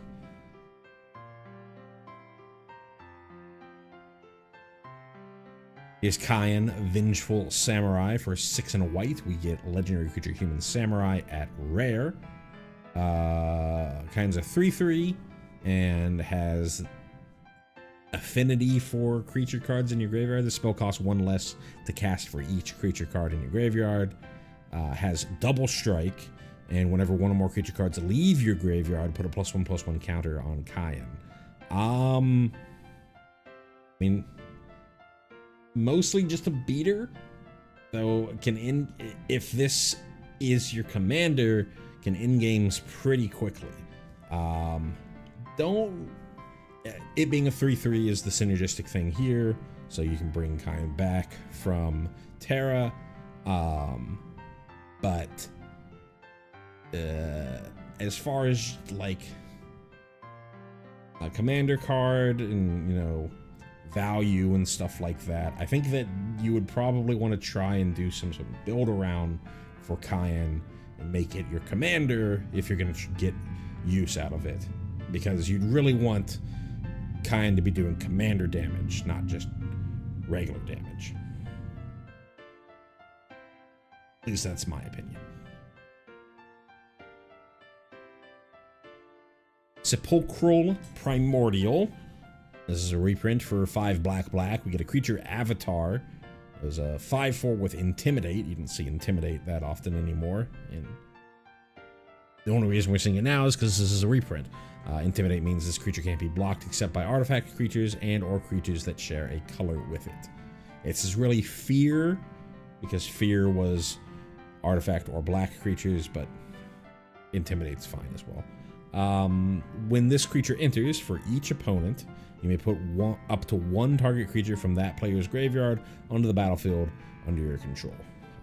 Obviously, huge effect. Has to do with reanimation stuff, but it's not reanimating from your own graveyard, so you're not going to get any sort of Gal synergies or other synergies for things that care about stuff coming out of your graveyard, but still a big effect that's going to swing a lot of games. The actual creature, I think this is... It's obviously a boss, but I don't really know where. I can't point out for where it was, where this is coming from.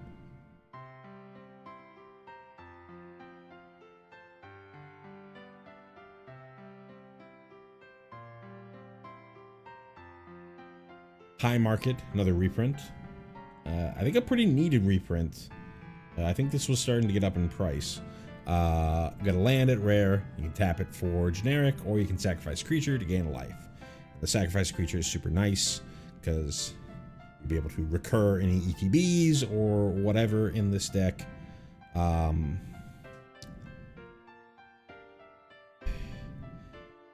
This is either the town that Locke lands in when he washes ashore after escaping the Returner's hideout, or it's the town across the ocean from that port city. I can't remember which one exactly it is, but it's one of those two. Somebody in the chat is pointing out the monster was Hedon. It's where Shrego learned the blue magic spell Grand Delta.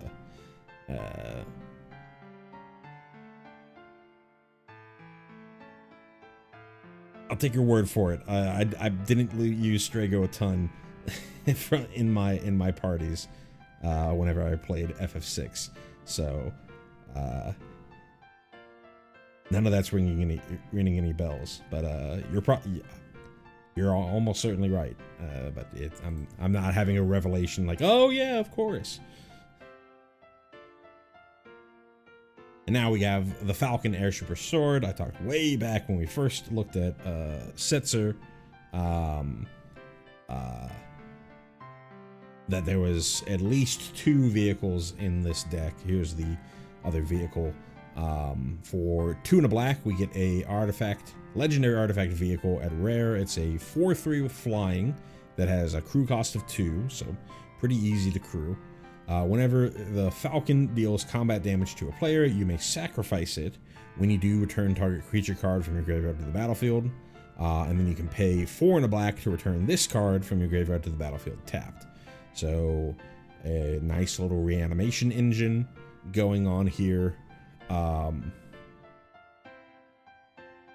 You turn your Falcon into some other creature, and then you can bring the Falcon back. I get the whole bring the Falcon back from the graveyard because you go into, we saw a reference to that other, aristocrat that Setzer was a rival with, where you find the Falcon. So in the Wall of Ruin, you have your airship, but I don't really know the whole sacrifice and then get another creature. I don't know if that really brings into it, but fun reference regardless, and I think a pretty cool card. Pitiless Plunderer, a nice little reprint here. I don't think the card was that expensive, but it's a really good card for a lot of decks.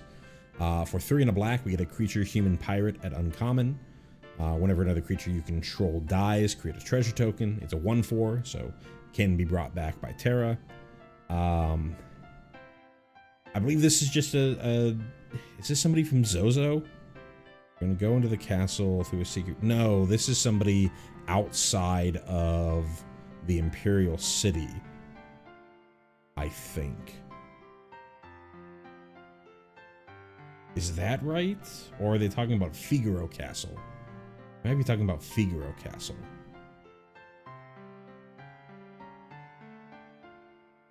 I remember this face, but I don't remember where exactly they're talking about. No, this is Figaro Castle. That's right. This is World of Ruin. Figaro Castle is stuck underground, if I remember correctly. And this is how you find Figaro Castle in order to get across from one continent to another. I think that's right. God, it's been so long.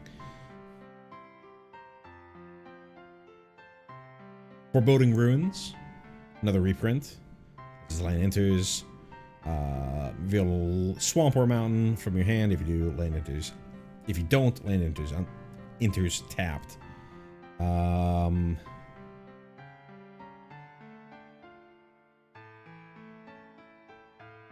Is this the town that Strago and Realm were in that then catches fire, or is this the town that...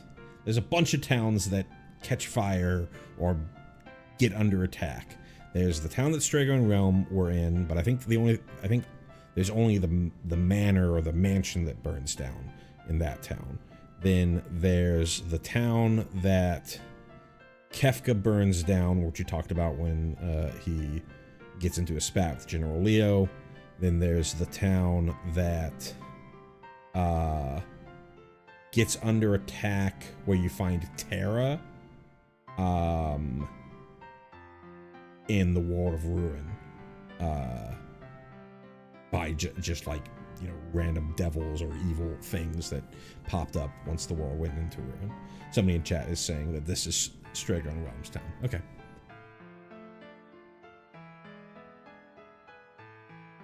Combustible Gearhulk, another reprint. For 4 red, we get an artifact creature construct at Mythic. That is a first strike. It is a 6/6, and when this creature enters, target opponent may have you draw 3 cards. If they don't, you mill 3 cards. Then this creature deals damage to that player equal to the total mana value of those cards. A powerful card. How the mill is cool for your deck. So you kind of have this Punisher effect where both sides are fine for you. Whether you draw 3 cards, it's always good to draw cards. And then for mill, you're putting fuel into your graveyard that you can bring back with all the reanimation effects that you have. As far as reference, this is the Imperial City. I don't remember this specific enemy, but it's one of the Magitech robots that you fight around the Imperial City. Esper's to Magicite. For 3 and a red, we have an instant. This is not a reprint. Exile each opponent's graveyard. When you do, choose up to 1 target creature card exiled this way. Create a token that's a copy of that card, except it's an artifact, and it loses all other card types.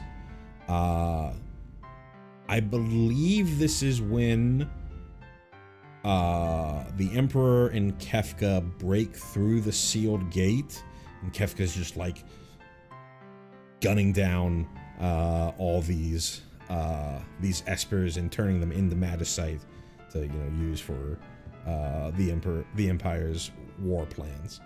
As far as a card goes, Incidental Graveyard Hate for everything other than you, which is super nice. And then get to reanimate something of your opponent's.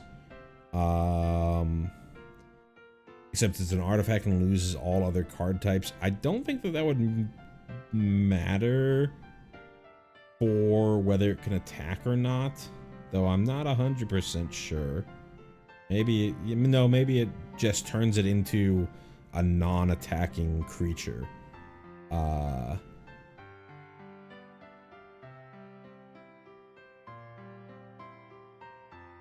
think you can't attack. So whatever you bring back you're going to be wanting to bring back something that has like an ETB or an activated ability, something that you can use about that card that's not something useful for, you know, creature combat.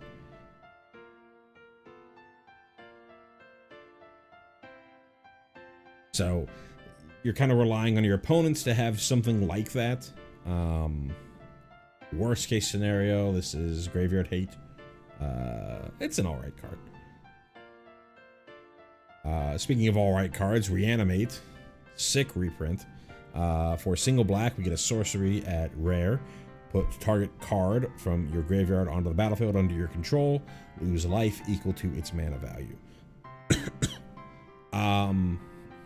Interesting that the Emperor is the one who's saying this, but we have Kefka on the art here. This is like the confrontation that happens at the Warring Triad, where Kefka eventually just tosses the Emperor off the floating islands or whatever, and then messes about with the equilibrium. So cool depiction here. General Leo Christoph for 4 and a white. We have a legendary creature, human soldier at rare. General Leo is a 2/2, so pretty weak body for 5 mana, but what does he do? When he enters, return up to 1 target creature card with mana value 3 or less from your graveyard to the battlefield. Okay, comes along with somebody. And then put a +1/+1 counter on General Leo Christoph for each creature you control. And so this is sort of, we talked about earlier when we were thinking about, we're referencing, you know, Kefka, like, just being a madman and burning this stuff down. And Leo, while still a fascist, is kind of very similar to the, maybe not very similar, but has a lot of similarities to Gaius from 14 in that he's trying to subjugate the people, not just murder them. And so he becomes at odds with Kefka, and they have a fight, and it doesn't go well for Leo. As far as the effect goes, there's nothing that says that that if General Leo was cast, which is really important for how good this card is. If you had to cast him in order to get his own reanimation on there, then he's probably pretty weak. But you could bring Leo back with Terra, and then Leo brings back something else, and then at least 3 things are going to get +1/+1 counters on them. That's pretty sick. But I think you really want to make sure that he's probably fine casting for 5. You get a 2/2 and then some other 3 mana value thing that turns into a 3/3. Leo turns into a 3/3, guaranteed to turn into a 3/3. But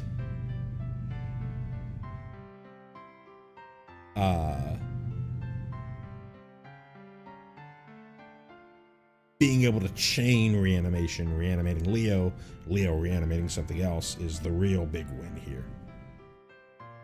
Thank you, Battle. Yes, I've done 3 streams looking at this stuff so far over the past 3 days. I'm just trying to go through relatively calm Final Fantasy stuff. We did Besaid, we did Neath Dark Waters, and now Roses of May here. Cool card. Yeah, very true. Also a good blink target. Ephemerate this. Do whatever with this. Kind of like a what's the name of that card? Karmic Guide. But only for small things.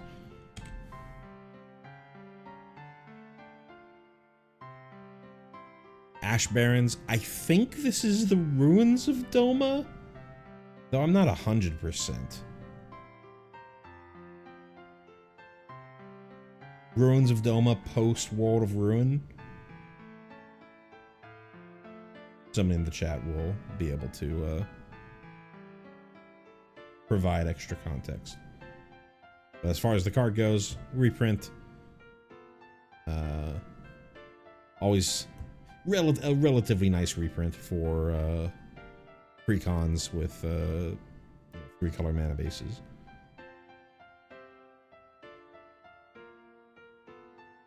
Archfiend of Depravity for 3 black. We get a reprint. Creature Demon at rare. It's a 5/4 flyer. In the beginning of each opponent's end step, that player chooses up to 2 creatures they control, then sacrifices the rest. Get the Odin and later become the Raiden. But is that not just the ruins of Doma post World of Ruin, or is it just something entirely unrelated to Doma? As far as this, I believe this is just this is a. Is this? Maybe this is the. Because I think there's you have to go to Kefka Tower. Castle from the War of the Magi. Okay, you have to go to Kefka's Tower by airship, and maybe this is something that you have to fight on your way to landing there. Again, it's been forever, but that kind of rings a bell.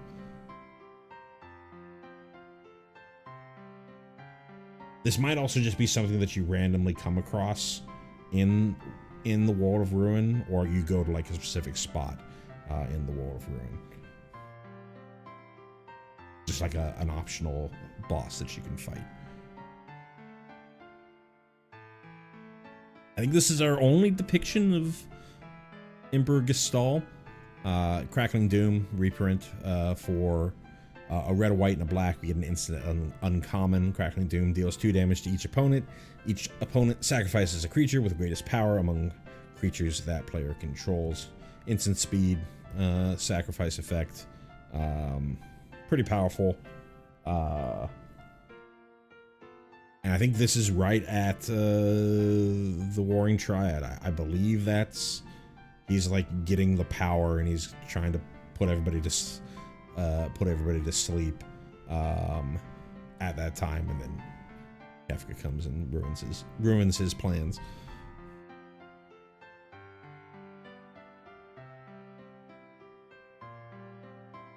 Rejoin the Fight, so a non-reprint. I think this is new to this product. For 5 and a black, we get a sorcery at rare. Mill 3 cards, then starting with the next opponent in turn order, each opponent chooses a creature in your graveyard that hasn't been chosen. Return each card chosen this way to the battlefield under your control. 6 mana for hopefully multiple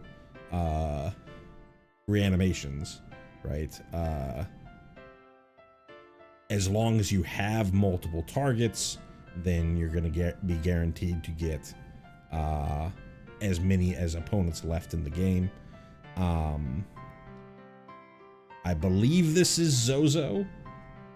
We talked about it before when we were talking about Zozo, when we were talking about Morbid Opportunist, where you find Terra and convince her to rejoin the party. And we have Celis on the left and Sabin on the right.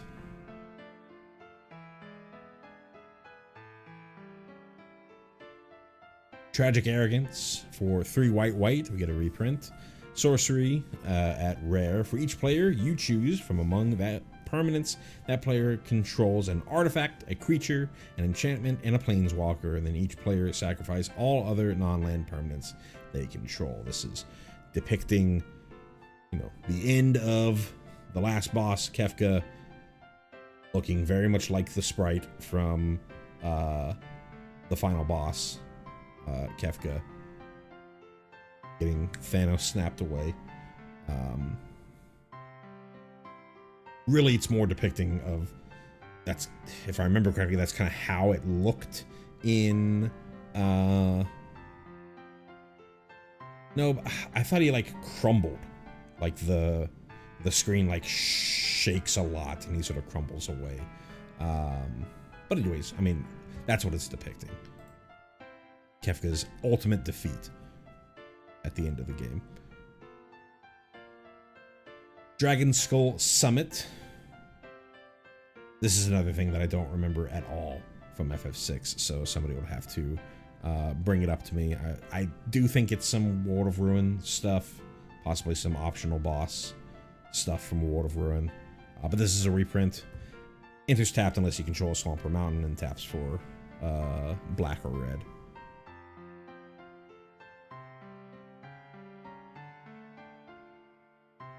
Siegfried, Famed Swordsman. Legendary creature, human warrior rogue. One of the few non-party member legendary creatures. And not even like non-party member and non-like boss character or villain character from the game that we're getting in this commander product here. So a human warrior rogue at rare, 2/2 with menace. When Siegfried enters, mill 3 cards, then put X +1/+1 counters on Siegfried, where X is twice the number of creature cards in your graveyard. So big beater, mills, fuels your graveyard. Nice there, has menace, has evasion, super nice there. As far as where Siegfried is, I believe up in the north of one of the continents, there's like this Colosseum thing that you can go to and fight in. I think post World of Ruin, though it might have existed in both World of Balance and World of Ruin.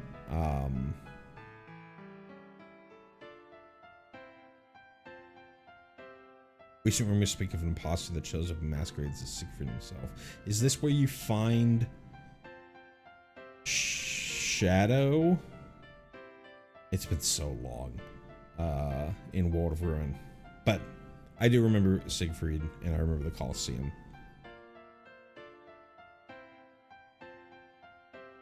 Sun-Scorched Divide, another reprint, another filter land, turns into a generic, turns into a red and a white. This is like your first encounter with the Imperial Army that are stationed on the other side of the bridge, or maybe on the bridge between two of these different continents. I think you eventually hijack some of this Magitech armor, and this is also your first encounter with Kefka, if I remember correctly.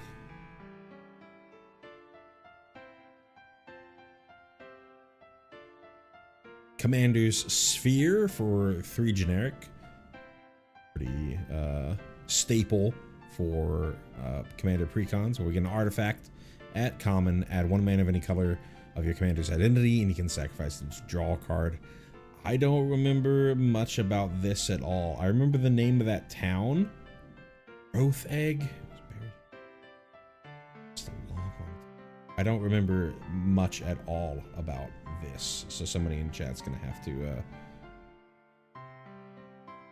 to enlighten me on this one here.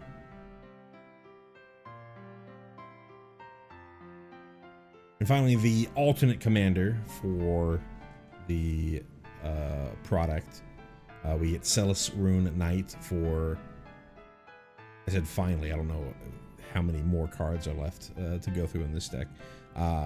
Celis Rune Knight for a generic, a red, a white, and a black. We get a legendary creature, human wizard knight at mythic. Celis is a 4/4. Interestingly, can't bring Celis back through Terra. When Celis enters, discard any number of cards, and then draw all that many cards +1. And whenever one or more other creatures you control enter, if one or more of them entered from a graveyard or was cast from a graveyard, put a +1/+1 counter on each creature you control. Nice, powerful effect, especially the first half. You know, you get to dump things from your hand into the graveyard and refuel your hand a bit. Though, unlike Snort, I think is what it was called, the Chupon card, this one is, you know, if you have an empty hand, you're not gonna, I guess you draw 1. Yeah, I think you would draw 1 rather than 4.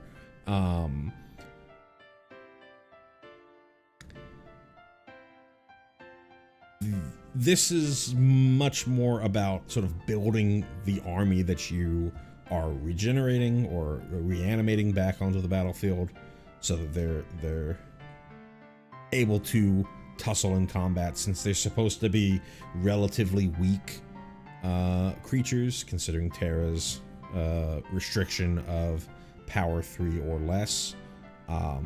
So Celis is supposed to be buffing them all up. I think Terra is almost certainly the more powerful of the two commanders. You would need to build a little bit more around Celis, playing things like grave crawler and bloodghast and stuff like that, to cheaply and consistently and have multiple things coming back in a turn, like over and over again to build up your army. Still think it's a fine card, but I think for the deck, Terra's probably the better card.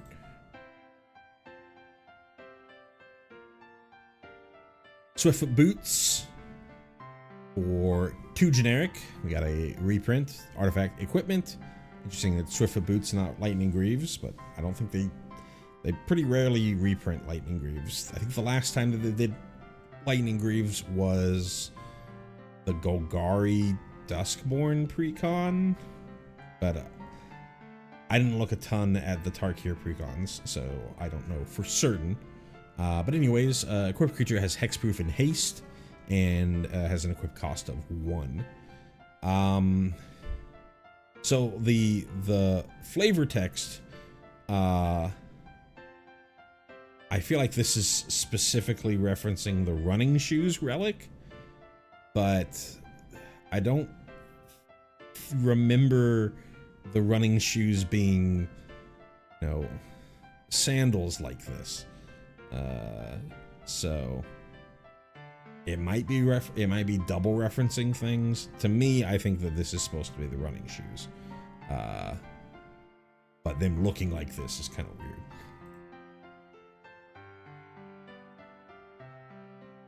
We got Sabin, Master Monk. For 4 and a red, we get a legendary creature, Human Noble Monk, at rare. Sabin is a 4/3, so another creature that doesn't synergize with Terra. But Sabin has double strike and has blitz for 2 red, discard a card. And so what blitz does, it's a mechanic that is from Magic, but also obviously references, or in this case is also a reference to the unique ability that Sabin has as a party member.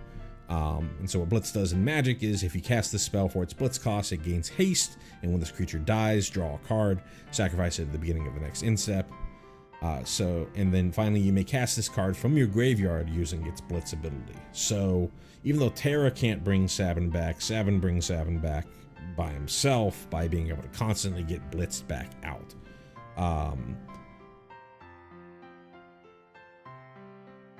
You do have to discard a card, which is, is good for refueling your graveyard, but at some point you're not going to be able to discard cards anymore. You're going to have an empty hand. And ultimately Sabin is just a beater.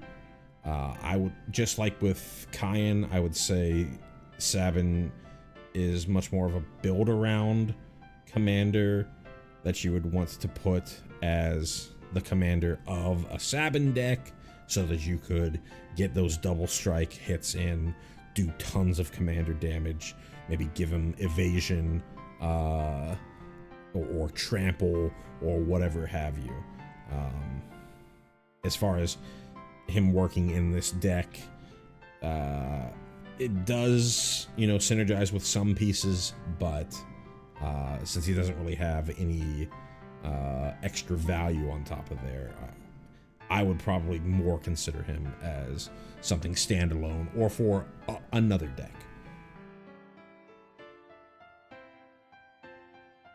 And then Wayfarer's Bauble, this art's insane. Reprint for a single generic. We had an artifact at common. You can pay 2 and tap this and sacrifice it to search the library for basic land, put it on the battlefield tapped, then shuffle. So this is, you find Gao in the Veldt. You are trying to find a way to get back to your compatriots after you all got split up when fleeing the Returner's hideout. Gao eventually leads you to his treasure, which is this diving helmet, and you can see Kyan and Sabin in the, I didn't notice this when I was looking at the small version of the art, but you see Kyan and Sabin looking at the treasure confused. That's some sick art. I did notice that it was the diving helmet, but I did not see that the reflection of the two other party members. That's super cool.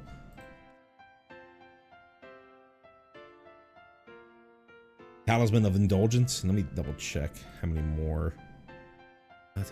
So this 4 more, including this, and then we'll be done with FF6. And I might go on to the FF7 deck, or this is taking a long time, especially thinking about all the references as well. So I might end up cutting off after this. We'll see how I feel. So Talisman of Indulgence for 2 generic. We get an artifact at uncommon. This is your Rakdos Talisman. Other than just, you know, Kefka having these earrings, I don't necessarily know if this is any specific reference. But it's so cool. Still a cool Kefka art. Ruin Grinder for 5 and a red. This is a reprint, I'm pretty sure. Artifact creature construct, 7/4 with menace. When this creature enters, each player may discard their hand and draw 7 cards. So a wheel effect.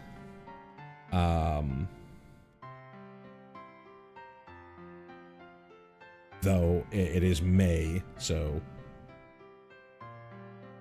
unlike Wheel of Fortune, you're not sometimes just posing your opponent by getting rid of their perfect hand. But it also has mountain cycling. It's a 7/4, so just like with the Angel of the Ruin, or whatever it was called, not something that you can bring back with Terra, though you could bring it back with Reanimate or some of the other reanimation effects in the precon. As far as what this is referencing, this is you escaping the Imperial City in the sort of minecart escape sequence. You can see the tracks right here. Pretty fun. Bedevil for, this is a reprint, black, and a red. Get an instant at rare. This is like right before, this is right as the world is falling apart. Right before you go from World of Balance to World of Ruin. The airship's getting, the blackjack is getting blown to pieces.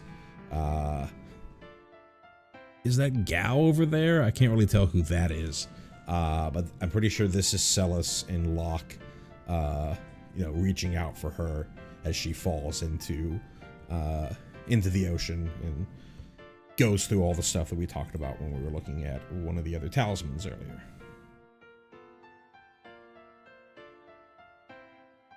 Then our final card from the FF6 precon is Stitched Together.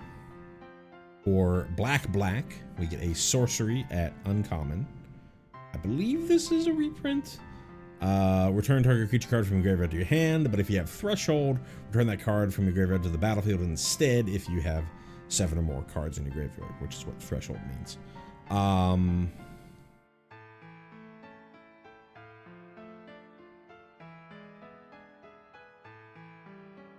I don't remember exactly what this is depicting.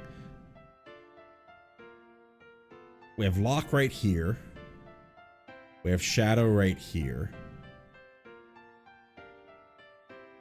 I feel like this might just be like Shadow's origin.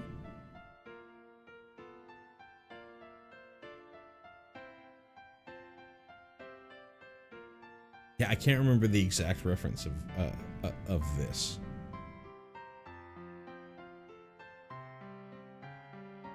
Somebody will have to help me out.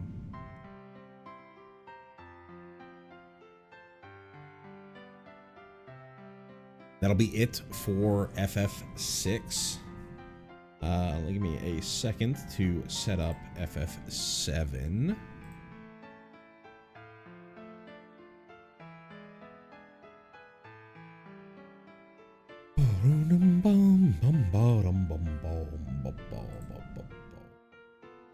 Let me think. We go for a different song.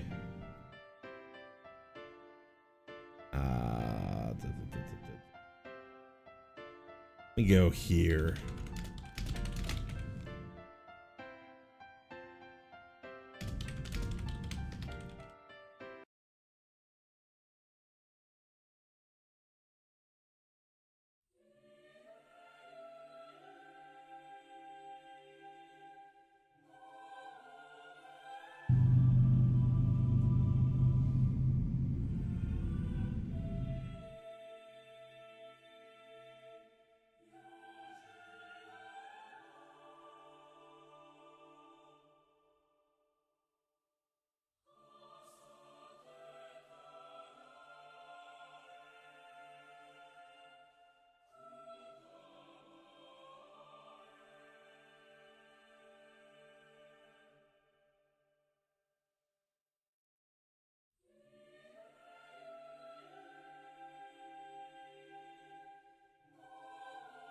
Alrighty.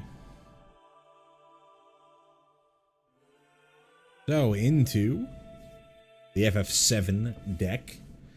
So I believe the FF7 deck that's in Naya colors, so green, red, and white. It's got Cloud as the face commander and Tifa as the alternate commander.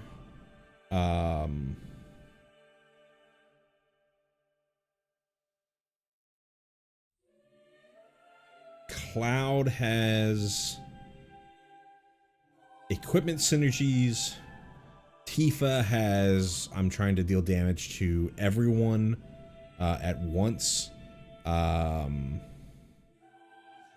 so keep that in mind when you're thinking about these cards. So first up, Inspiring Statuary. This is a reprint. For 3 generic, we get an artifact at rare that have non-artifact spells you cast have improvise. And improvise is your artifacts can help cast those spells. Each artifact you tap after you're done activating mana abilities pays for 1. The wording on that is weird. So I think the big idea here is you're playing equipment in this deck, and you can use that equipment to help you cast out other creatures or other things,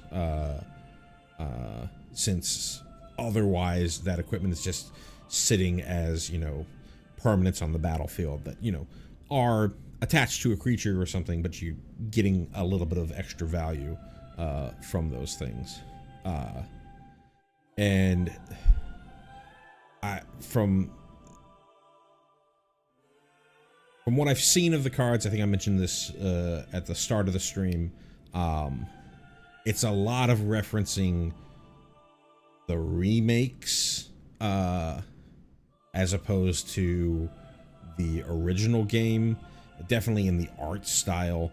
I believe there's some references. I haven't fully finished Rebirth, so I'm not totally sure. But I believe there's some references for things that would not yet have been discussed in Rebirth. So it is more holistic to Final Fantasy VII, but the art direction and some of the references and character designs are definitely based off of the remake's art direction. So keep that in mind when thinking about this. So President Shinra statue of himself in the lobby of Shinra Tower.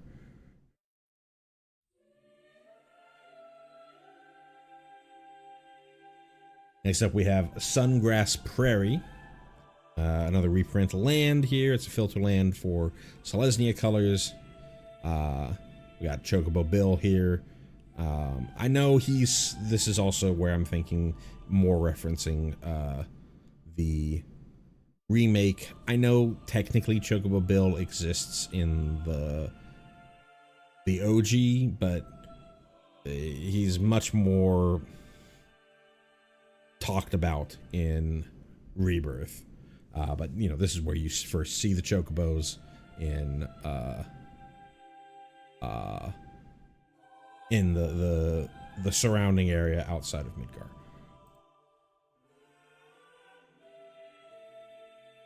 Armory Automaton. I believe this is a reprint.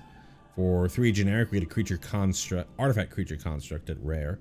It is a 2/2. Whenever this creature enters or attacks, you may attach any number of target equipment to it. So, equipment strategy, something that you can for free attach all that equipment that might have fallen off of your other creatures onto this to get back into the fight. And yeah, this is just one of the sweepers that you fight as you're infiltrating. I think the second one of the power plants, the Mako reactors.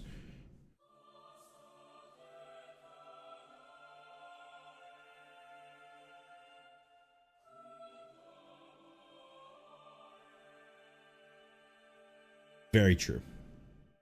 Can target opponent's equipment as well. The owner of that equipment is still the owner of it, so they could pay to take it off, but at sorcery speed. Sid Free Flyer Pilot. For 1 and a white, we get a legendary creature, Human Warrior Pilot, at rare.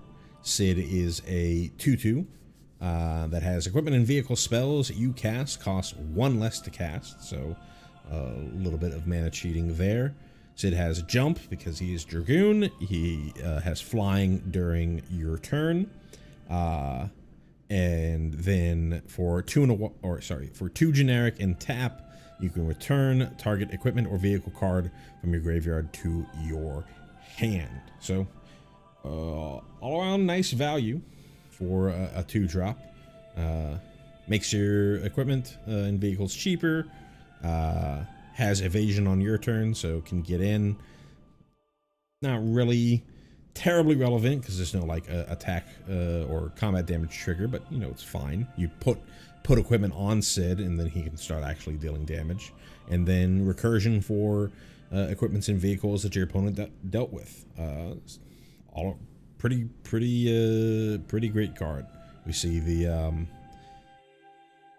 Tiny Bronco, I think that's what it's called, in the background there. Bronze Guardian. I believe this is a reprint.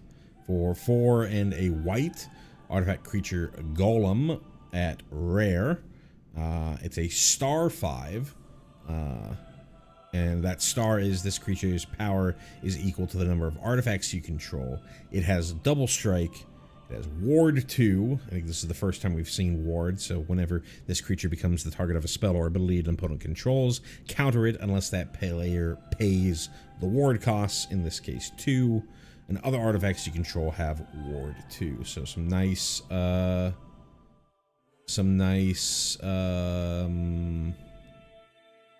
protection for your artifacts. A pretty heavy hitter. Counts all artifacts, not just equipment. So it counts itself. If this is the only card that you have on the battlefield, only artifact that you have on the battlefield, it'll be a 1/5. And it's just artifacts. It's not non-token artifacts. So if you've got a bunch of food or clues or treasures lying about, then this thing can get beefy and deal a lot of damage. Well, I guess I was mistaken. Here we are, Lightning Greaves. For 2 generic, we get an artifact equipment at uncommon. Equipped creature has haste and shroud, and it has an equip cost of 0. And we got Tifa's red boots as the Lightning Greaves.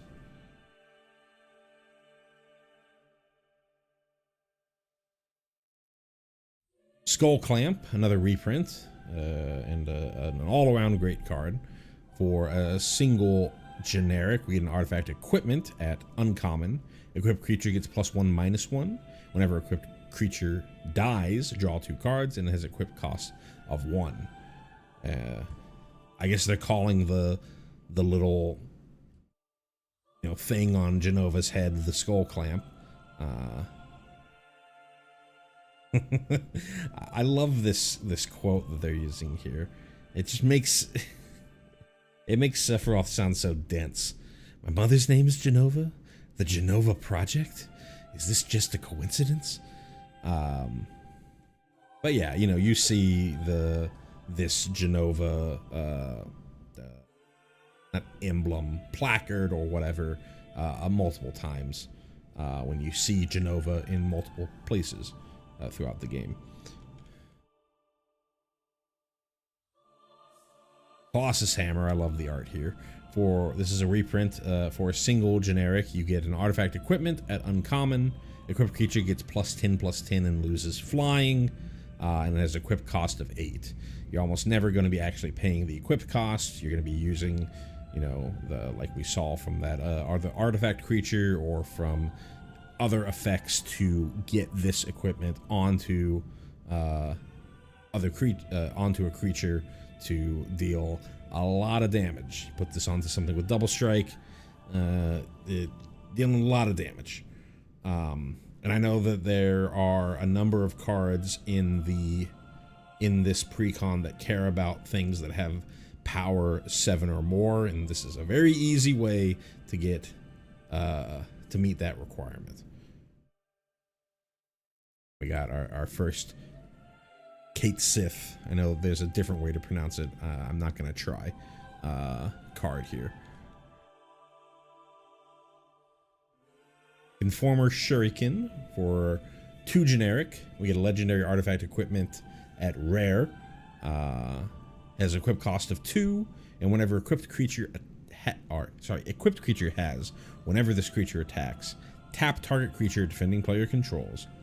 If that creature has power greater than this creature, put a number of +1/+1 counters on this creature equal to the difference. So this is new to the precon here.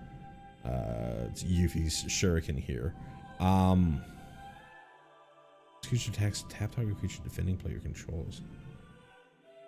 That's pretty powerful. Just immediately make, you know, the game here is you want to put this on something that's small and just immediately turn it big. And you're getting +1/+1, so if the thing that, you know, if your opponent's playing a Zergo Helm Smasher deck that's got you know, a 7/2 or whatever, your thing gets +7/+7, so it's just an even better creature than just getting like the raw stats of the creature that you tap down. Pretty sick card. The equip cost is not terrible, so even if you don't have some way of switching what this is attached to for free,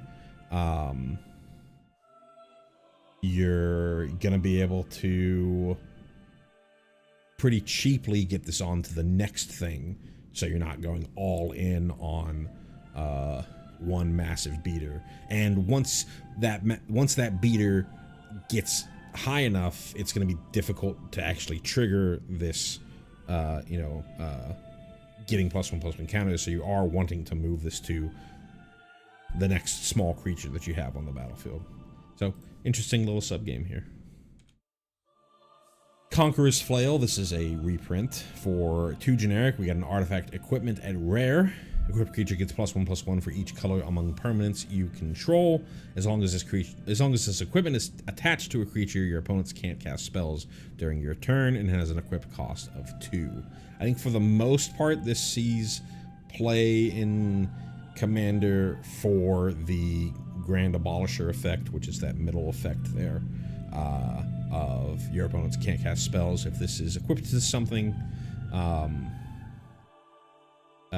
for here, the best that you're gonna get for the top half of this is +3/+3, because this is a 3-color deck.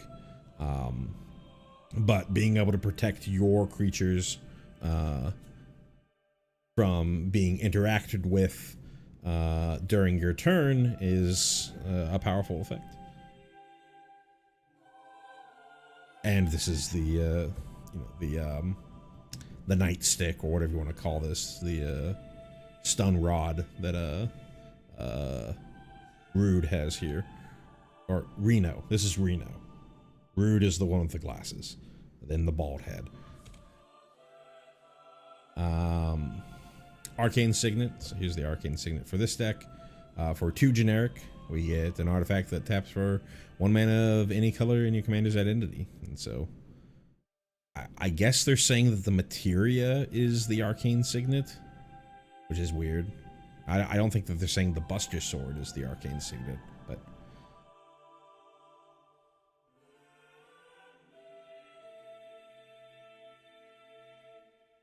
next up we have Barret, Avalanche Leader. For 2, a red and a green, we get a legendary creature, Human Rebel, at rare. Barret is a 4/4 with reach and has Avalanche. Whenever an equipment you control enters, create a 2/2 red rebel creature token. So certainly supposed to represent other Avalanche members. And at the beginning of combat on your turn, attach up to 1 target equipment you control to target rebel you control. Barret himself is a rebel, or you can attach it to those rebel creature tokens that Barret is generating. Pretty nice. Army in a can kind of thing. If you've got a bunch of relatively cheap equipments, then you can really get those rebels going. It's not whenever you cast an equipment, so if you have some way to blink your equipment, then you can get more rebels going there. And any equipment deck needs and wants ways to put an equipment on something for free, so super cool there.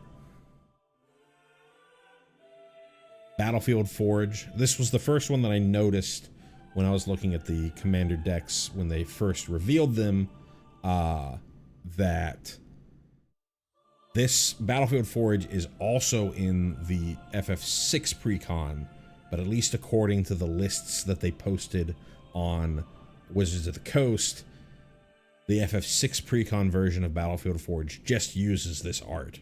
Because I was looking through the art and I was like, why is Junon in the FF6 deck? But it's because the Mardu and Naya share the Boros colors, and it seems like they just printed a Battlefield Forge for that references a single place in Final Fantasy canon.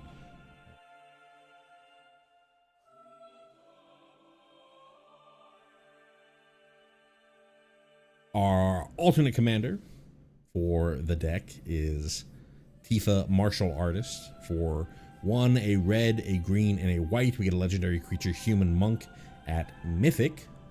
Tifa is a 4/4 with melee. What melee is whenever this creature attacks, it gets +1/+1 until end of turn for each opponent you attacked this combat. So if nobody has been eliminated from your commander pod yet, and you attack all 3 of your opponents, Tifa will be a 7/7. As long as Tifa is one of the creatures attacking. Whenever one or more creatures you control with power 7 or greater deal combat damage to a player, untap all creatures you control. If it's the first combat phase of your turn, there's an additional combat phase after this phase. Pretty powerful effect, but you do have to connect with a 7-power creature. Again, in that scenario that we talked about, Tifa would be your 7-power creature, but Tifa herself does not have any sort of evasion, any sort of trample, any sort of way to guarantee that you get that combat damage. Obviously, the hope here is that you're going to use one of your equipment to give her that evasion in your deck. I think so far we haven't seen anything that's given like trample or evasion. Maybe I'm misremembering. But it would be nice to see some way to make it so that she's much more likely to get that hit in. Because if you can consistently have that happen, multiple combat phases is super nice. And it's untap all creatures you control. You are in green, so even the creatures that you played, or even the creatures that you have that aren't in combat, maybe you have mana dorks, stuff like that, they all untap. So you essentially get some additional mana that way as well.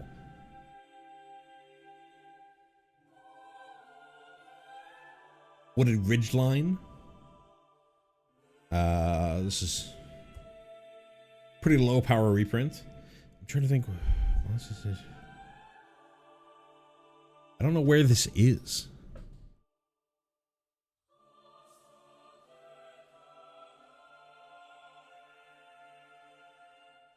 Kind of swampy. I'm trying to think. This is the area surrounding. Can't remember the name of the town. When you escape Gold Saucer, at least in Rebirth, you go to this other town. That's kind of in a jungle area, but I don't remember it being like this jungly. It was more like foresty. Having difficulty remembering where this is referencing. Behemoth Sledge, so this is a reprint, but super sick art for you know, one of the weapons that Cloud can get is that bat with the nails in it. So for 1 a green and a white, we get an artifact equipment at uncommon. Equipped creature gets +2/+2 and has trample and lifelink, and equip cost of 3. So here you go. Here's something that can give Tifa that evasion or that trample, so that you're much more likely to be able to get that extra combat step. So nice here. Equip cost is a little expensive. Was Tifa a rebel? No, Tifa's not a rebel. But I'm sure there are other things that can allow Tifa to equip that for free. If not in the deck, then, you know, find a Sigarda's Aid to put into your deck. It's in white, costs a single mana. It's a neat upgrade to, if it's not already in the deck. I can't remember off the dome if it is. Just something to think about. Fury Calm Snarl, one of the Snarls, reprint. As land enters, you may reveal a mountain or plains, put it into your hand, or from your hand. If you don't, this land enters tapped.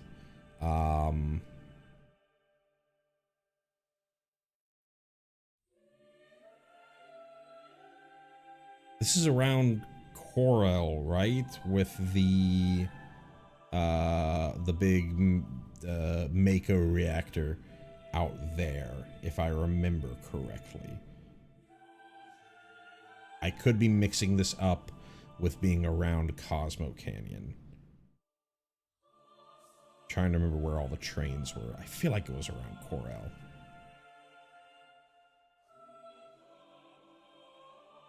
Bondage Enclave. This is back to Chocobo Bill. So this is reprint for a single generic. We get a land, or sorry, not for a single generic. A land that taps for a single generic, or you can pay 3, tap it to draw a card, but only activate if you control a creature with power 4 or greater. I think both Tifa and Cloud are 4/4s. We saw Barrett was a 4/4. So I think it's not going to be that difficult to have a creature with power 4 or greater in this deck. Not even counting creatures with equipment on top of them. Jungle Shrine. This is one of the Shards of Lara lands. Is a reprint. Temple of the Ancients. Pretty straightforward. They say it right there in the flavor text of what it is depicting. Cultivate. I loved this art when I saw it the first time. For 2 and a green, we get a sorcery at uncommon. Sorry, not uncommon. At common. Search your library for up to 2 basic land cards. Reveal those cards. Put 1 on the battlefield tapped, the other into your hand, and then shuffle. Great card. Sees a lot of play. This is Aerith in the church that she has in the slums where she's living, and she's tending the flowers.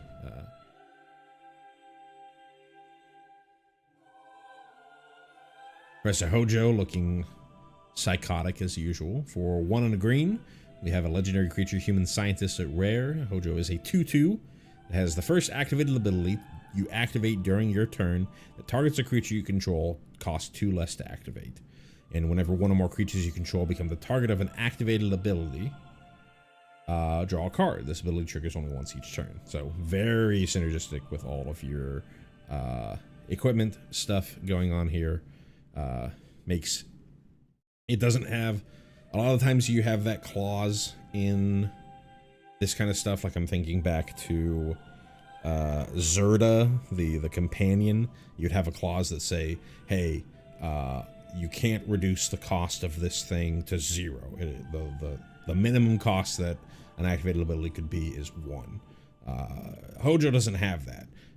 The limiter here is that you only get that cost reduction once, so you don't get to go insane by just not doing something around to a bunch of different stuff. But regardless, you get, if you have an equipment with only an equip cost of 2, like we saw with that shuriken, this is a way to move that equipment to the next creature for free, and get to draw a card out of it. Another only once each turn. Once each turn does mean that you can do that. You would be able to draw cards if you have some other way to target your creatures with activated abilities on opponent's turns.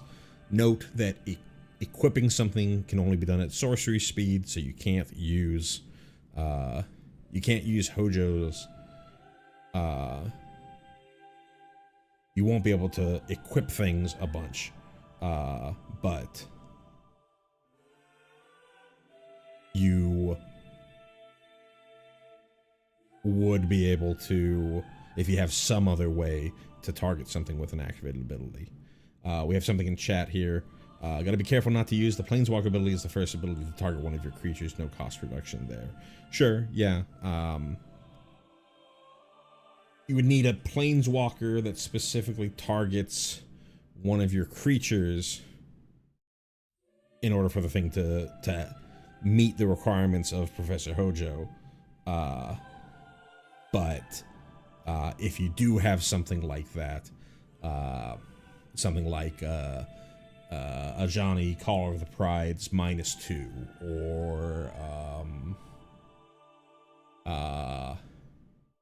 not the new Elspeth, but the 4-minute Archangel Elspeth, something like that, then that would meet the requirements of an activated ability that targets a creature, and then you would eat the Hojo's thing. So that's a good point to point out there. And yes, like I was saying, you could get it onto your opponent's turns, but you would need to find you could be able to draw cards on your opponent's turns, but you would need to find something outside of just equipment to use for activations, because equipments can only be equipped at sorcery speed. And I haven't thought about the whole deck as a whole. We're going through it here, so I don't know if there are any things in the precons that would have that.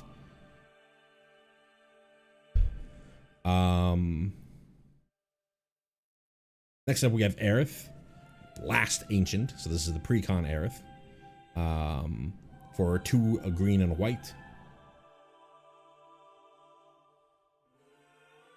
Right, so what I'm getting at, Battle, is the first part, the cost reduction only happens during your turn. That's perfectly, we're on the same page there. The second page, we're on the same page here, that you can do this during anybody's turn, or you can get that extra card on each opponent's turn. But you have to find something else in your deck other than equipment to get this second trigger. And I don't know if the deck has activated abilities that you can target other things in order to get those triggers on opponents' turns. We're on the same page now. Back to Aerith. So for 2 green and white, we get a legendary creature, human cleric druid at rare. She is a 3/5 with lifelink and has raise at the beginning of your end step. If you gained life this turn, return target creature from your graveyard to your hand. And if you gained 7 or more life this turn, return that card from to the battlefield instead. I don't remember if there were anything else that had lifelink. Oh, there was the bat that gave lifelink. Aerith feels kind of out of place for the deck, other than the fact that it's, you know, Aerith.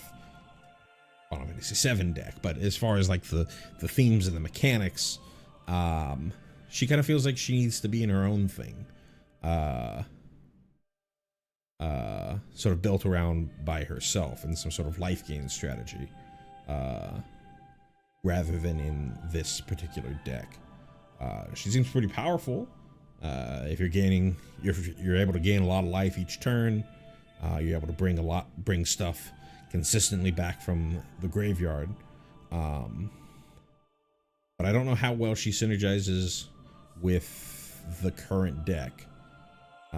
You know, you can equip stuff to her, and so she can kind of be, by having equipment and her having lifelink, she can be her own fuel for that. But I think that's just sort of like a sideways inclusion of just, hey, equipment works well with lifelink.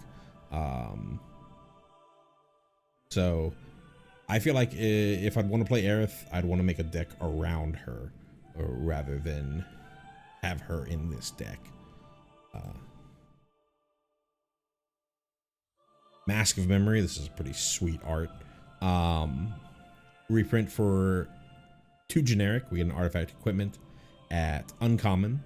Whenever equipped creature deals combat damage to a player, you may draw 2 cards. If you do, discard a card, and has an equip cost of 1.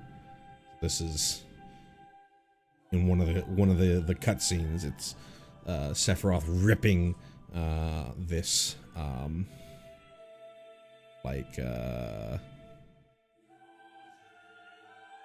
there's a specific word that they use. It's not like a sarcophagus. It's something that they put around someone who's dead that's supposed to look like them. But ripping it off from the front of the big Genova tank, and you see all like the oil or blood, or I don't know exactly know what that's supposed to be coming out of it. What a nice little equipment.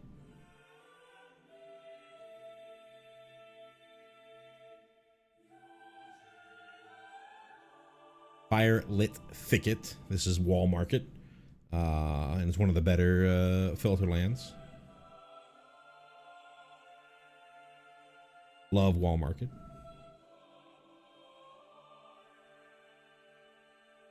And our face commander, Cloud, for 2 generic, a red, a green, and a white.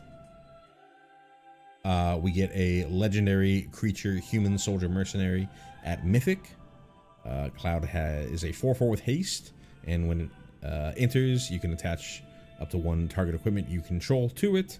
So there's a way to cheaply get that Colossus Hammer on the Cloud.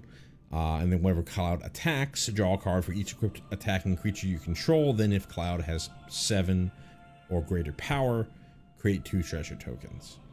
Kind of a pretty straightforward commander, but it doesn't mean that he's not powerful, right? 5 mana, 4/4 with haste, so you immediately get this swing in. If Cloud's the only creature on the battlefield, you're going to at least draw. As long as you also have an equipment on the battlefield, you're going to at least draw 1 card. If you don't already have an equipment on the battlefield when you play Cloud, then I don't know what you're doing. But there, could be that scenario. But you're most likely going to draw at least one card. And we just talked about with you put that Colossus Hammer on there, you can pretty easily, or really a lot of the equipment. We saw the nail bat gives +3/+3. Colossus Hammer gives +10/+10. I'm sure we'll see even more things that'll give additional power. I do believe that if... Actually, I don't know for certain, because maybe you could stack the triggers in a way that it won't matter, but I think because it's an if statement, because Cloud didn't already have 7 power when he attacked, it's not going to work. But I'm trying to think, if you have the Shuriken on the battlefield, it gets equipped to Cloud, the 2 attack triggers happen, you use the Shuriken to tap something of your opponent's that has 7 power, put the counters on there. It does say then, I don't know. I'd have to really get into the weeds on the mechanics here, because there are things about intervening ifs and whatnot on whether something like that would trigger Cloud.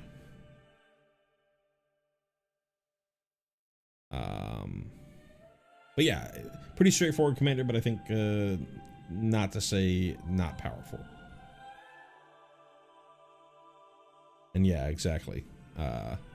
He's doing it for the money. Sick art for this harmonized reprint. For 2 green, sorcery at uncommon, draw 3 cards. Yeah, I mean, just sick Aerith art.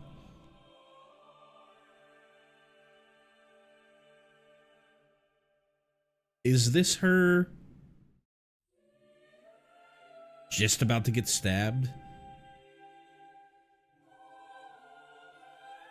I remember it being kind of watery, but it's been a while.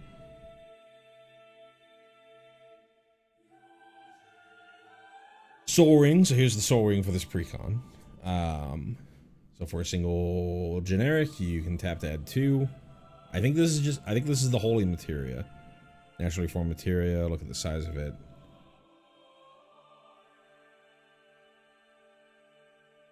I think this is holy, though. Now, this line is from when Sephiroth is, when you, Tifa, well, Zack, Tifa, and Sephiroth, and you, but not Cloud as you remember it, are going through, going to Mount Nibel, and you see that materia after the bridge breaks and you have to go the long way. That's where that line's from, if I remember correctly. But yeah. Yeah, it could just be generic materia rather than holy. Yeah. Unfinished Business. I believe this is not a reprint. For 3 white, we get a sorcery that says return target creature card from your graveyard to the battlefield, then return up to 2 target aura and or equipment cards from your graveyard to the battlefield attached to that creature. If the auras can't enchant that creature, they remain in your graveyard. So we got the Turks here. We got Sing up front. Reno with the red hair and the goggles, Rude with the bald head and the shades, and Elena in the back.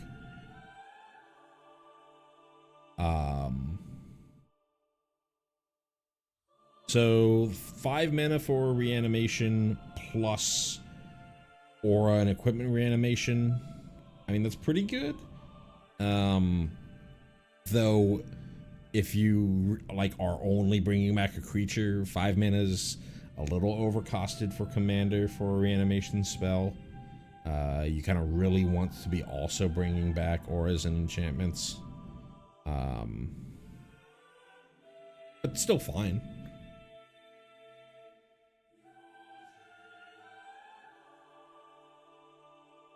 Nature's Lore. For 1 on the green, we get a sorcery at common. This is a reprint. Search your library for a forest card, put that on the battlefield, then shuffle. Gotta remember with Nature's Lore, forest card, not basic forest, so it could be any forest. And it's onto the battlefield untapped, not tapped. So a pretty good card. And yeah, I believe this is when Bugenhagen's, you know, waxing poetic about the life stream. Yeah, that's what I said. Not a basic forest. Hero's Blade. So there's supposed to be a Buster Sword coming in the main set. Here is just a reprint of a different card that's clearly using the Buster Sword art. But for the commander set, this is what you're getting. For 2 generic, you get an artifact equipment at uncommon. Equipped creature gets +3/+2. +3 is nice for Cloud to get him to 4. For Tifa to get her to 4. And whenever a legendary creature you control enters, you may attach this equipment to it. Perfect. There you go. So if Tifa needs to pick up an equipment, this is a way to do it. This doesn't give Tifa any evasion or trample to guarantee that hit, but at least it brings her to 7 power and brings Cloud to 7 power. And if you don't have a creature that is entering to attach it to, it costs 4, which is a pretty expensive equip cost, but sometimes you gotta do what you gotta do. Soldier Military Program, obviously not a reprint. You get an enchantment at rare for 2 and a white. At the beginning of combat on your turn, choose 1. If you control a commander, you may choose both instead. Create a 1/1 white soldier creature token and put a +1/+1 counter on each of up to 2 soldiers you control. So, army in a can, pretty cheap for that army in a can effect. If you don't have your commander, fine effect. But if you do have your commander, Cloud is a soldier, if I remember correctly. Yes, human soldier mercenary. So with Cloud on the battlefield, and the way that these work when you have this enchantment, the order that the things are written is the order that would happen. So you would create a white soldier creature token first, and then be able to put both the +1/+1 counter on it and Cloud, if you had Cloud on the battlefield.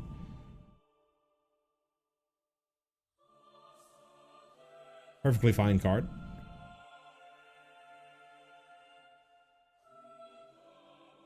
Interesting that when I was looking through the commander deck list, I wasn't really paying a ton of attention, but interesting. I think this might be the only Commander Matters card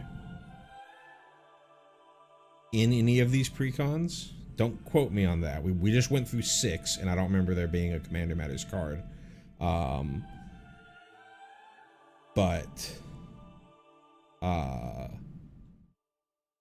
It would be interesting if there was only one Commander Matters card coming out of here. I would figure that they would have had one for each, but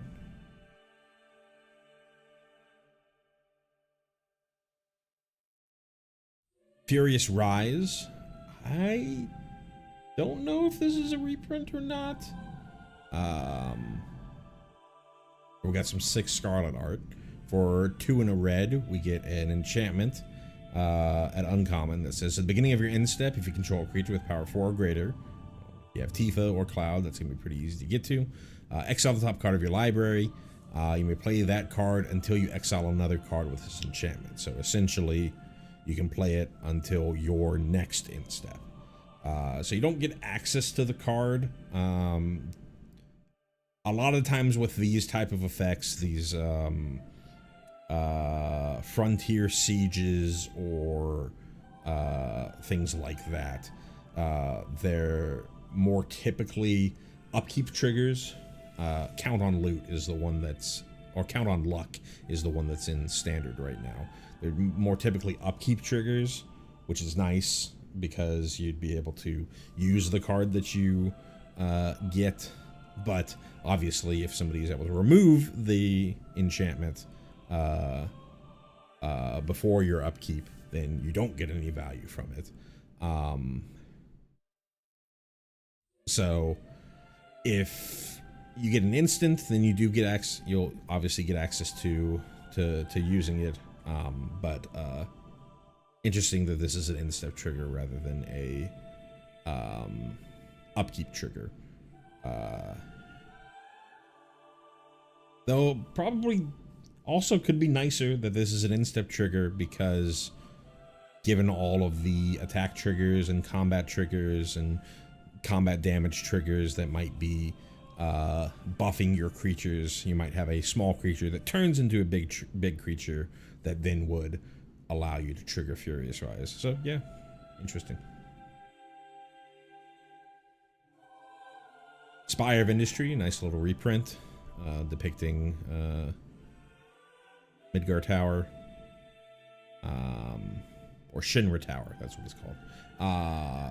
So it's a land at rare for taps for a generic, or you can pay 1 life to tap for a mana of any color, but only if you have an artifact.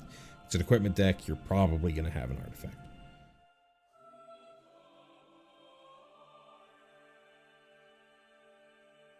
Summoning Materia for 2 and a green. We get an artifact equipment at rare. It says you may look at the top card of your library at any time, and then as long as this equipment is attached to a creature, you may cast creature spells from the top of your library. And equipped creature gets +2/+2 and has vigilance and tap to add a green. And finally, its equip cost is 2 generic. So if you have Hojo out, this equips for free. So the very first ability, doesn't matter whether you have this equipped to anything or not. You will always be able to look at the top card of your library at any time. For the most part, that's fairly irrelevant. I don't think there's a ton of Surveil and Scry in this deck, but you at least get to know what's coming. Once you equip this to something, then you can actually start getting a little bit of value from that. And you can turn whatever into both a big vigilance creature that's also a mana dork. And it having vigilance is super nice because it can both get into combat and then post-combat tap for mana. Pretty powerful card. Pretty cheap card for this this effect, kind of Course of Crufix-esque for that mana cost. So no life gain on this. Yeah, I like it. Pretty cool. And we got a Summoning Materia. I don't know which flavor of Bahamut this is. Bahamut Zero, Neo Bahamut, whatever have you, regular Bahamut. But yeah, cool. Elena, Turk Recruit or Elena, Turk Recruit for 2 and a white. We get a legendary creature, Human Assassin at rare. She is a 1/4 that when she enters, return target non-assassin historic card from your graveyard to your hand. And historic cards, this is the first reference to historic. Artifacts are legendaries.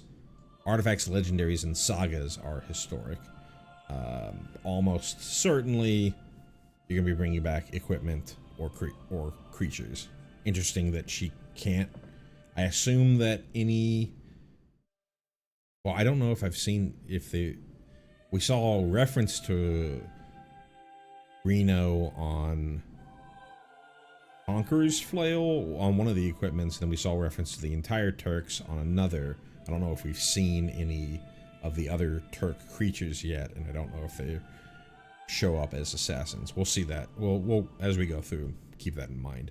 but it would be interesting if she can't bring back her fellows. And then whenever you cast a historic spell, put a +1/+1 counter on Elena. So that's your commander, that's any of the other legendary creatures in your deck, that's any of the equipments in your deck. I don't know if there's a ton of sagas in the deck, so you're mostly thinking about those first two. So she can get pretty big pretty quick. Kind of small bally for commander, but decent value for Elena here. Explorer's Scope for a single generic. We get a reprint that's an artifact equipment at common. Whenever a equipped creature attacks with the top card of your library, if it's a land card, you may put it onto the battlefield tapped. Sure. And then equipped for 1. So this is Sid's Goggles.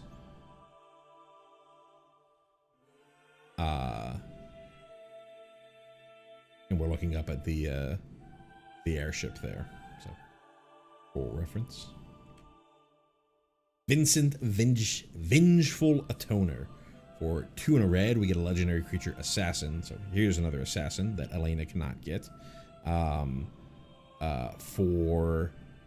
At rare, Vincent is a 3/3 who has menace, and whenever one or more creatures you control deal combat damage to a player, put a +1/+1 counter on Vincent. And then Chaos, whenever Vincent deals combat damage to an opponent, it deals that much damage to each other opponent if Vincent's power is 7 or greater.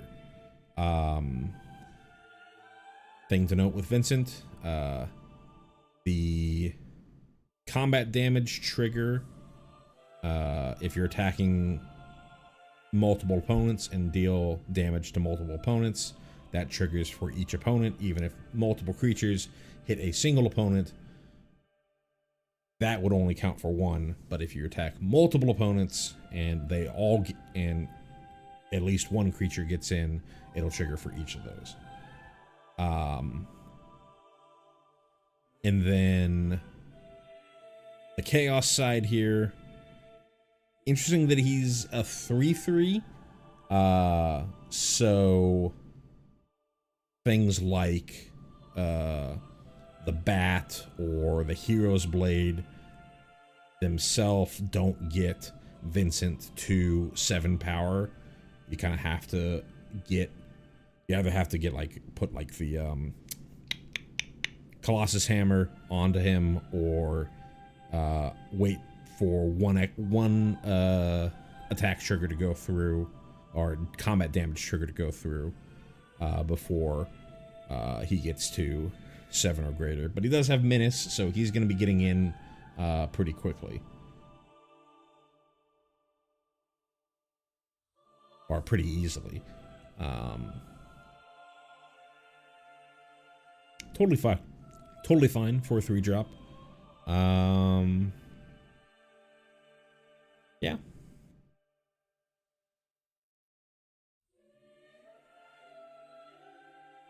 Super cool card.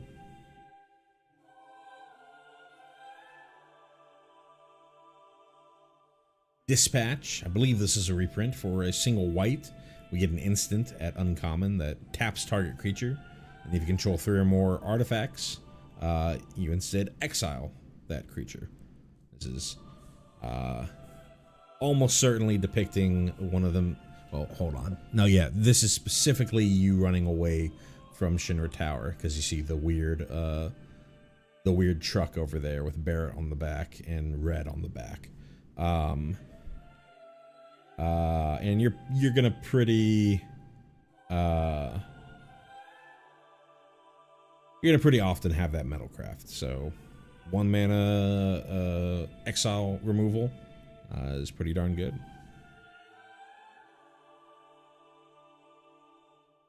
Hellkite Tyrant. This is a reprint.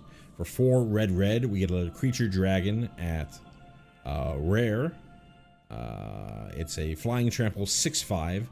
Whenever this creature deals combat damage to a player, gain control of all artifacts that player controls, and at the beginning of your upkeep, if you control 20 or more artifacts, you win the game. So a nice little alternative win condition. I don't really know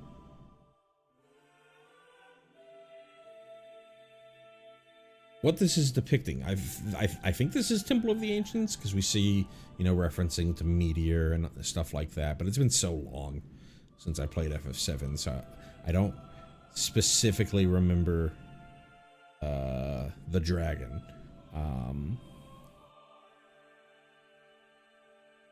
As far as Hellkite Tyrant goes, totally fine. You're probably not hitting that alternative win condition in this deck. You'd really look for, like, maybe, I guess there's a chance with Cloud giving you all those treasures and things like that, but you'd really need to build much more around the that ability to consistently hit it. But 6/5 flying trample dragon that steals your opponent's soul rings and arcane signets and whatnot. Can't really go wrong with that.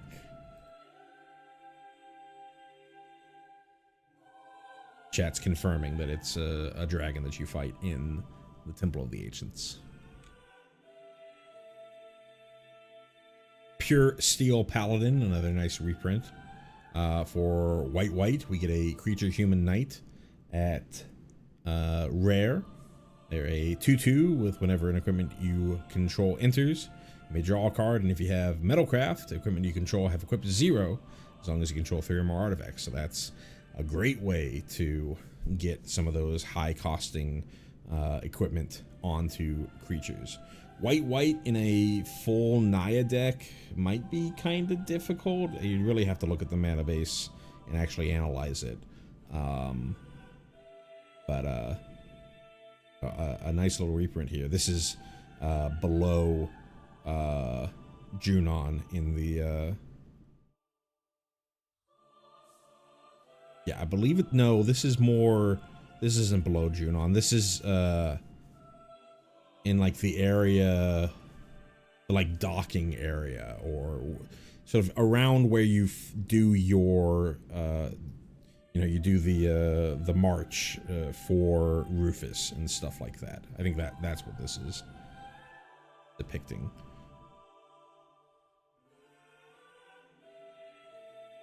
Kate Sith, again, there's a different way to pronounce this, but I'm not going to try. Fortune Teller. For 3 and a red, we get a legendary creature, a legendary artifact creature, Cat Moogle. Interesting. Keep in mind that Kate here is an artifact whenever you're thinking about Metalcraft and any other things that care about the number of artifacts that you have. Cat Moogle at rare. It's 3/3 that has lucky slots. At the beginning of combat on your turn, scry 1, then exile the top card of your library. You may play that card. Did we read this already? Am I crazy?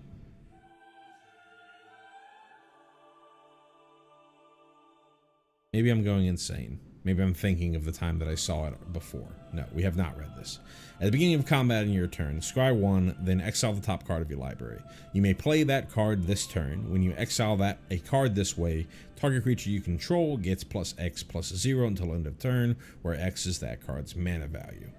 I think this card's great. I want this for my Prosper deck. Beginning of combat, scry, exile top card of your library. Play that card this turn, so you can, even if you can hit lands with this. You don't have to cast this during this trigger.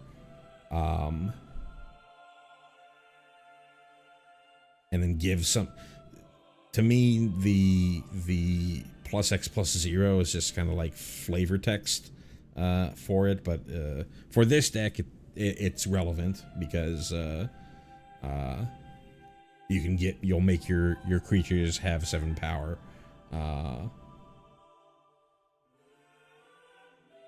etc., etc. Yeah, good point. It's 3/3, so it can be brought back by Terra. But for me, my Prosper deck would love this More things that exile. Good. Hashtag good and prosper. On Trailblazers boots for 2 generic. We get an artifact equipment at uncommon. This is a reprint. Equipped creature has non-basic land walk and has equip cost of 2. Here are Vincent's boots.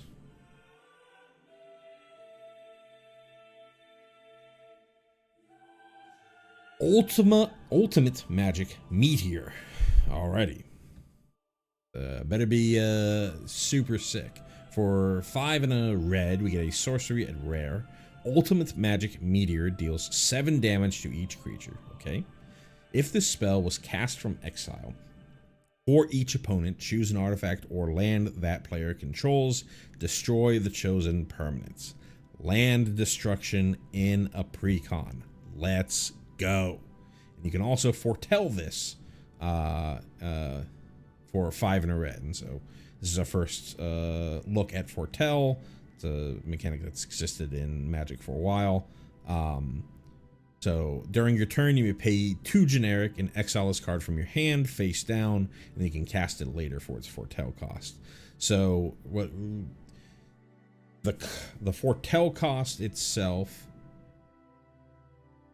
is the exact same as the casting cost, but the desire here is that you want to, when you're casting it from foretell, you're casting it from exile. So you're paying a little bit of extra mana in order to get that artifact destruction or land destruction on top of this almost certainly board wipe for the board. Again, I want to put this in my Prosper deck. Note also that if you hit this with Kate Sith, or you have some other way, there's the we just saw it, the card with Scarlet on it, the enchantment with Scarlet. If that exiles it, that also is you casting it from exile. So you don't even have, it's not only if you cast it from foretell, it's just if you cast it from exile. So other ways to get that extra effect.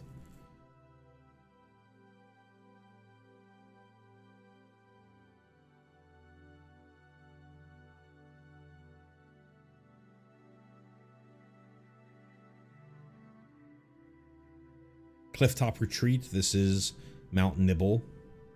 This land enters the battlefield tapped unless you control a mountain or plains. Yes, cast it from Cascade.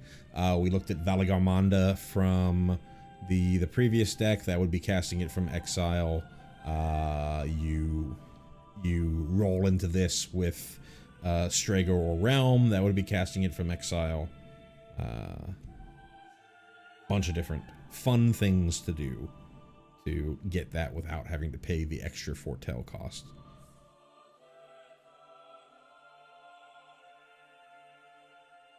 Bastion Protector. I think this is a reprint. Here's another cares about your commander card. So far we've seen 2 in the 7 precon. So for 2 and a white, I think this is a reprint, so this isn't what I mostly was confused about was that there was a new card for the FF7 deck that cared about commanders, and they didn't print a care about commander card for each precon. But anyways, keep thinking about Bastion Protector. For 2 and a white, we get a creature human soldier. The fact that it's a soldier is relevant for that other cares about commander card. At rare, it's a 3/3, and then commander creatures you control get +2/+2 and have indestructible. Interestingly, this won't get Cloud over the hump for 7 power, nor will it get Tifa over the hump. Though Tifa, at that point, even if you just attack one person with Tifa, she would still get +1/+1, I believe. So that would get her over the hump if Tifa was your commander. But I mean, yeah, protection for your commander, totally reasonable.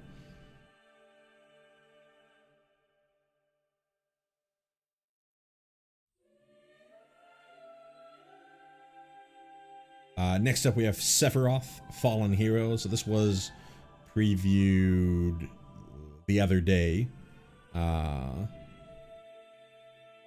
But it's 3, a red and a white for a legendary creature. Human Avatar Soldier, another soldier, at rare. Sephiroth is a 7/5 and has Genova cells. Whenever Sephiroth attacks, you may put a cell counter on target creature. Until end of turn, each modified creature you control has base power and toughness 7/5. And this is our first reference to modified, so equipment, auras you control, encounters are modifications.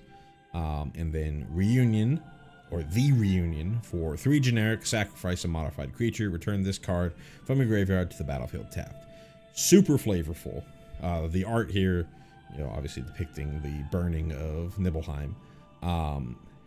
But, you've got the Genova cells, all the, hooded figures that you see throughout the game that are trying to make their way to the northern crater, are represented by this Genova cells effect here, because they're all basically Genova and basically Sephiroth, because they're also 7/5 creatures.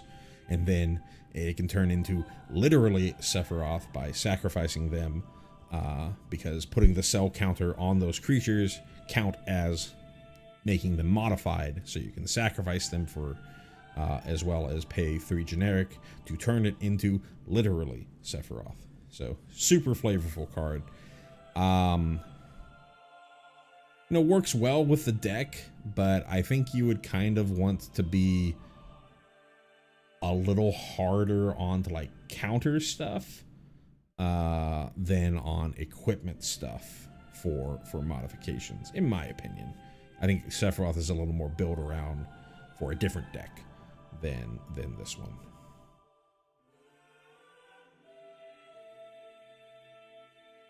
Rugged Prairie, another filter land. This is definitely Corel. And yeah, not much else to say about there. Nice art. You can see the gold saucer in the distance. Yuffie, Materia Hunter. For 2 and a red, we get a legendary creature, Human Ninja, at rare. She is a 3/3 that has Ninjutsu for 1 and a red. And so this is our first reference to ninjutsu. So for 1 and a red, you can return an unblocked attacker you control to hand. Put this card onto the battlefield from your hand, tapped and attacking. So you're replacing an unblocked attacker with Yuffie here. And so then when Yuffie enters, gain control of target non-creature artifact for as long as you control Yuffie. Then you may attach an equipment you control to Yuffie. Very flavorful here. She's materia hunting, in this case, stealing artifacts. And the fact that she ninjutsu's in, it means that she can come in pretty early. You 1-drop in the ninjutsu, that 1-drop who's attacking somebody to steal your opponent's soul ring. Like, the game's over for that opponent.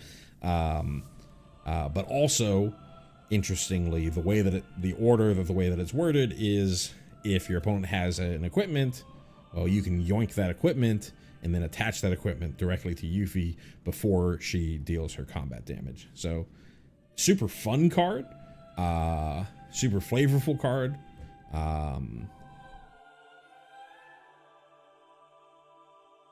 You wouldn't want to play her as a commander, because she doesn't have commander ninjutsu. She's not Yuriko, even though there is a Yuriko Yuffie coming in this set.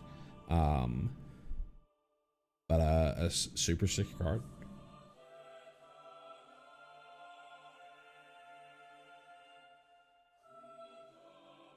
Hero's Heirloom. This is a reprint for 2 generic. We get an artifact equipment at uncommon.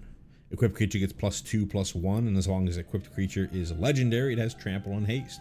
So here's a way to get evasion or trample onto Tifa to get those extra combat steps in.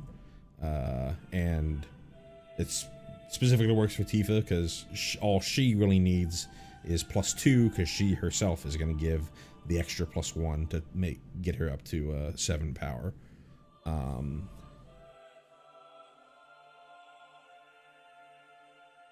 Yeah, I think the only reference here is it's just, you know, the feather that Red 13's got. I saw this art and I was laughing my ass off. It's so good. Clever concealment. For 2 white, we get a nice reprint. Instant, rare, has Convoke, first instance of Convoke, so your creatures can help cast this spell. Each creature you tap while casting this spell pays for 1 generic or 1 mana of that creature's color. So pretty similar to Improvise. Improvise, you only ever get generic. With Convoke, you can also get mana of the specific color of the creature that you're tapping. But then any number of permanents, any number of target non-land permanents you control phase out. And phase out, again, this is another thing that we haven't seen yet. Phase out is treat them and anything attached to them as though they don't exist until your next turn. This is one of the best wrath protections in the game, because the things that you're protecting don't exist anymore. So if your opponent tries to fare well or do some sort of like mass artifact destruction or even like exile-based removal, you can clever concealment and they're just completely gone. They're out of the game. It does leave you pretty open if you know, somehow whatever is happening, it leaves somebody else with a board. But one of the best wrath protections printed, and it's just a perfect scene of Cloud in the dress with Tifa and Aerith trying to infiltrate the Dawn at Wall Market.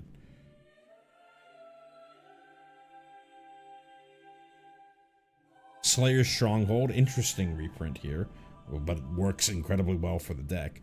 It's a land at rare. You can tap it to add generic, or you can tap a red and a white, or you can for a red and a white and tap this. Target creature gets +2/+0 and gains vigilance and haste until end of turn. So immediately get your Tifa in, immediately get whatever other big bomb in to swing in. Nice little reprint here. I think this is just the Avalanche hideout under 7th Heaven. No Texas sign. And yeah, no pinball machine that you're coming down on. But yeah, I'm pretty sure that's what this is supposed to represent here.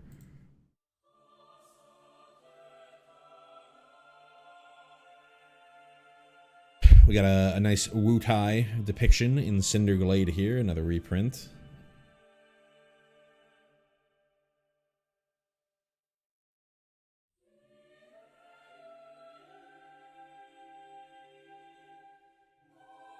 Rootbound Crag. Did Sephiroth do this?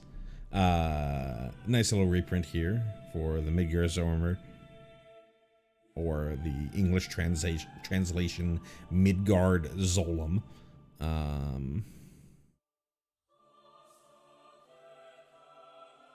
Yeah, sick art. Depicts exactly what it's supposed to. Secret Rendezvous. Great depiction here.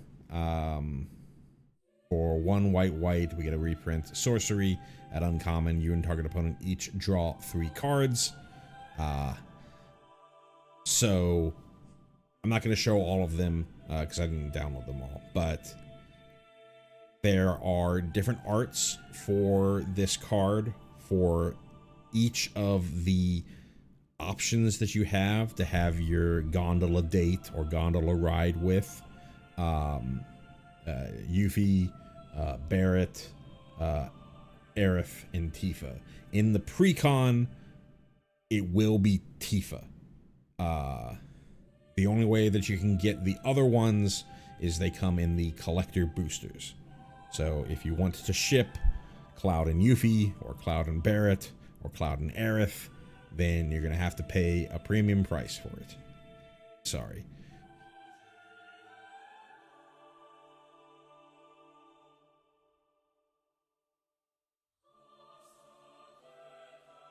Our other ultimate magic, Holy.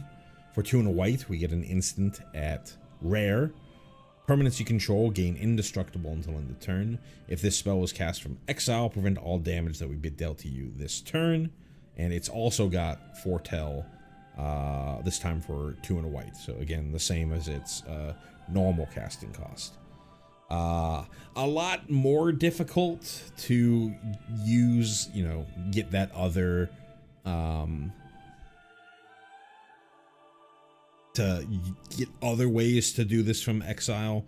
Not that it's like more difficult, but you don't really get the bang for your buck if you know, you exiled this because of Kate Sith.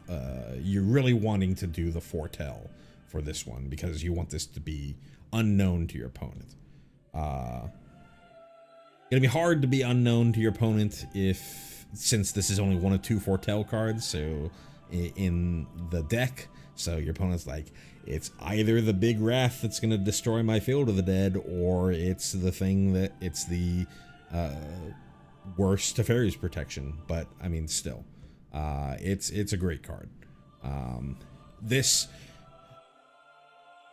one does still leave your creatures on the board, so, or your permanents on the board, so they gain indestructible. But if somebody farewells or does some other exile based removal on it, then they will still die. So keep that in mind when comparing this to like Clever Concealment or Teferi's Protection. But here, at least for Ultimate Magic Holy, you're also protecting yourself. You're preventing damage that would be dealt to you this turn.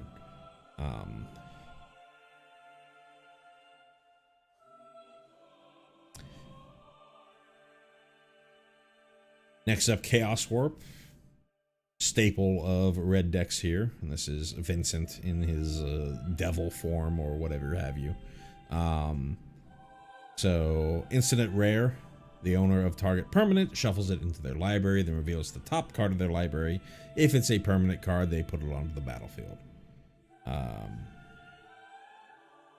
You know, red, anything removal, always fine to see. Though you are already in white, so you probably have a lot of removal already covered if you're wanting to like swap some things in and out. But, you know, not the worst.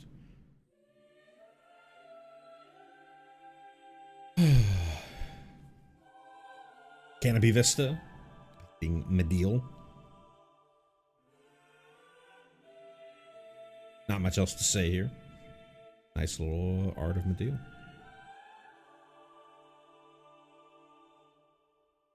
Bugenhagen, Wise Elder. For 1 and a green, we get a legendary creature, Human Shaman. He's a 1/3 with reach. At the beginning of your upkeep, if you control a creature with power 7 or greater, draw a card. Okay, cool. That's nice. And then he's also a 2-mana mana dork. Nice little mana dork here. Reach, so your opponent can't chip in with cheap flyers. Mana dork and incidental upside for drawing cards. Not much to complain about. Again here. Vanquish the Horde. We got a Diamond Weapon. I think this is Diamond Weapon. For 6 white, we get a sorcery at rare. The spell costs 1 less to cast for each creature on the battlefield. Destroy all creatures. Maybe this is just Ultima Weapon. I think this is Diamond Weapon. I'm trying to remember based off of FF14, and this looks like Diamond Weapon to me. Though the quote, Diamond Weapon doesn't really get involved in the story. I think Diamond Weapon is just like an alternate super boss kind of thing. So the quote makes me think of Ultima Weapon, but I think the design is Diamond Weapon.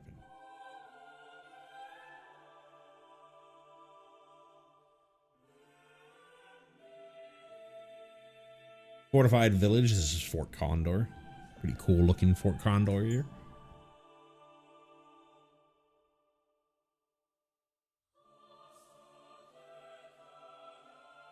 Decimate, this is sick art. Perfect for Decimate. It's a reprint for 2, a red and a green. We get a sorcery that says destroy target and more land destruction in precon. Insane. Destroy target artifact, creature, enchantment, and land. Though note, good thing to point out here, you can't cast the spell unless you have legal choices for all its targets. So if you're the only person who controls an enchantment and you want to cast Decimate, bye-bye enchantment. If you're the only person who controls an artifact, bye-bye artifact.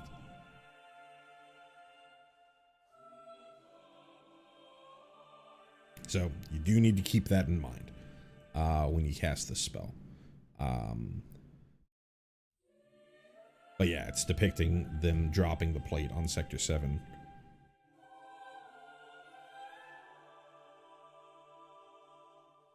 I loved this art when I saw it. One of Beck's badasses. Professional Facebreaker for 2 and a red. Get a nice little reprint here. Creature Human Warrior at rare. It's a 2/3 with Menace, and whenever one or more creatures you control deal combat damage to a player, create a treasure token. Again, this is the same wording that we saw on Vincent. If you're attacking multiple different players, then for each player that you dealt damage to, you'll be able to get a treasure token. And then sacrifice a treasure, exile the top card of your library, and you may play that card this turn. So you could turn your treasures, rather than into mana, you can turn them into pseudo card advantage.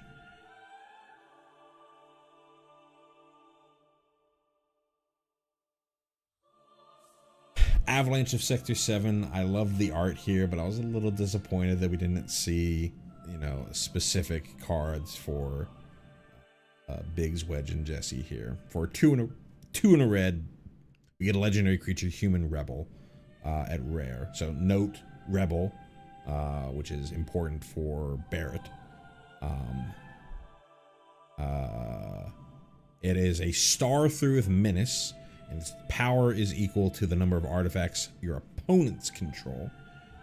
And then whenever an opponent activates an ability of an artifact they control, Avalanche of Sector 7 deals 1 damage to that player. Note that it does not say unless it's a mana ability. So even if your opponent's just, you know, tapping their arcane signet for mana, they're taking a damage because of it. Super sick. This includes cracking clues. This includes cracking treasures, tapping soul rings, tapping arcane signets. Super sick. People are going to hate this card, and I think this is tight. Love it.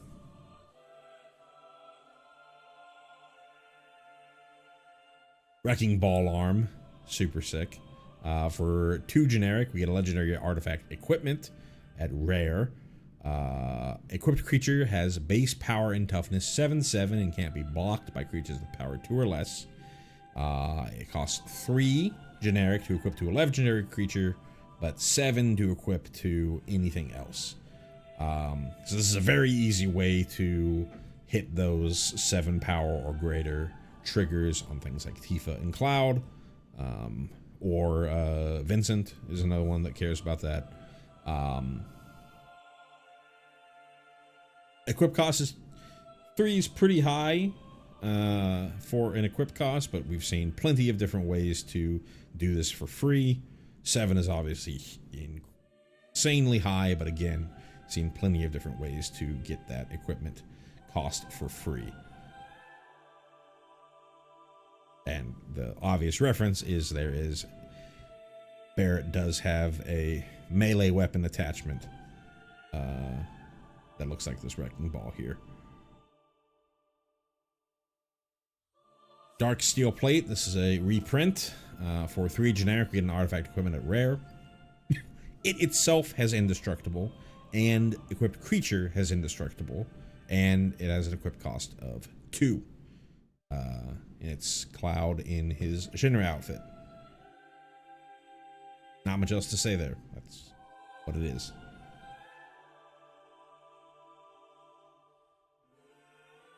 I think this is the only summon in this deck, but a super sick one. Summon Kujata.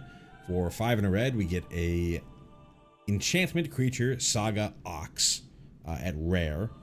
It's a 7/5 for tramp. It's a 7/5 trample haste. So keep that in mind. Unlike a lot of the other summons, you do get 2 attacks with this one, and it has 3 chapters. Chapter 1. So on ETB, this creature deals 3 damage to each of up to 2 target creatures. Bolt, ETB, 7/5, trample haste, bolt 2 things. That's ridiculous. Chapter 2, up to 3 target creatures can't block this turn. Yep. It helps you get in those hits with Tifa. Kujata is a 7 power creature, so even if Tifa wasn't the one who swung, you get that there. Helps you get in combat triggers for Vincent. Like, great. And then chapter 3, when it sacrifices and leaves the battlefield, discard a card, then draw 2 cards. When you discard a card this way, this creature deals damage equal to that card's mana value to each opponent. So yeah, just dump some big thing, smack everybody else for another whatever, after this thing already smacked everyone and cleaned up their board, and this card's insane. It's pretty fair. It's a pretty fair, insane card, right? If we're really getting to the nuts and bolts of it, right? It's a pretty fair card, but as a fair card, it's pretty insane.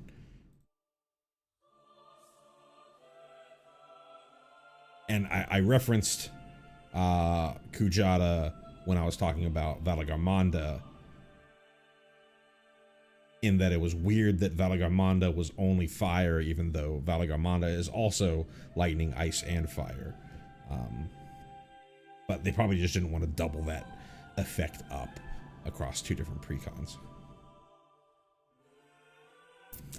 Heidegger, so very much the 7 remake art direction here. Heidegger Shinra Executive. For 3 and a white, we get a legendary creature, Human Soldier, at rare. Heidegger is a 3/3. At the beginning of combat on your turn, target creature you control gets plus X plus 0 until the end of turn, where X is the number of soldiers you control. Notably, he himself is a soldier, so you will at least be getting plus 1 plus 0. And then at the beginning of your instep, create a number of 1/1 white soldier creature tokens equal to the number of opponents who control more creatures than you. This card's sick. Army in a can. Synergizes well with itself. This card's sick. Great for soldier tribal. Probably wants to be in one of those decks more than it wants to be in this particular deck, though there is a decent amount of soldier synergy, but it's kind of like tier 3 of what the deck's trying to do.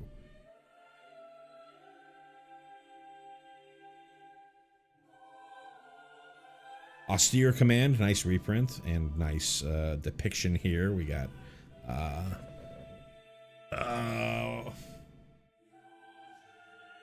don't remember what the original President Shinra's first name is. Do we even know what OG President Shinra's first name is? Well, whatever. It's President Shinra and Heidegger talking smack to Reeve, who's like Maybe we shouldn't murder thousands of people. Progress requires sacrifice. 4 white. Austere Command is a reprint. It's a sorcery at rare. Choose 2, destroy all artifacts, destroy all enchantments, destroy all creatures with mana value 3 or less, or destroy all creatures with mana value 4 or greater. I mean, Austere Command's a fine card. It kind of gets outdone by Farewell these days, but it's perfectly reasonable.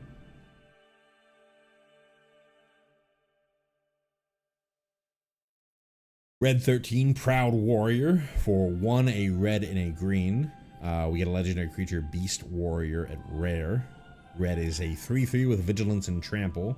Other modified creatures you control have Vigilance and Trample. And then Cosmo Memory, when Red 13 enters, return target aura or equipment card from your graveyard to your hand. Before I talk about the card, funny thing.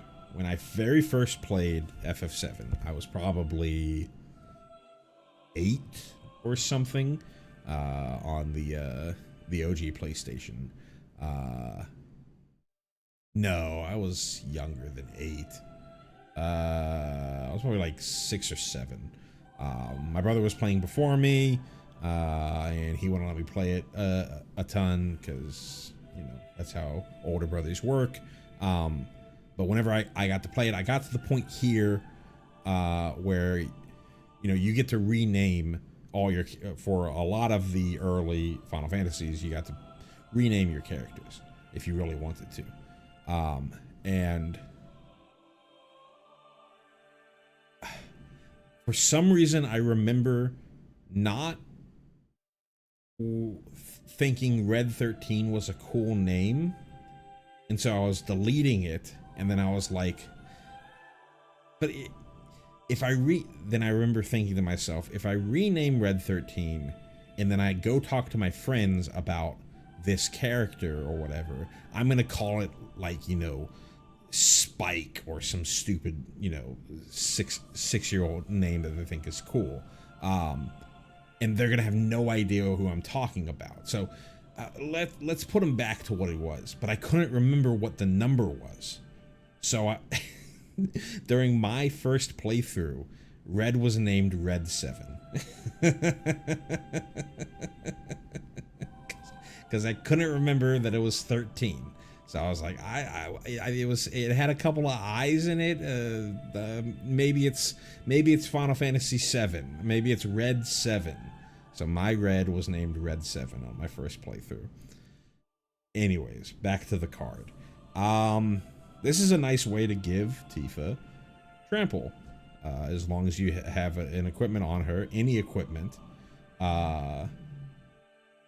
you got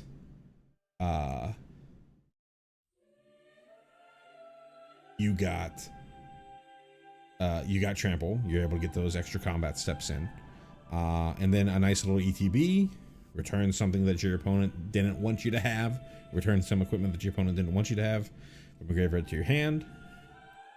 Nice little card.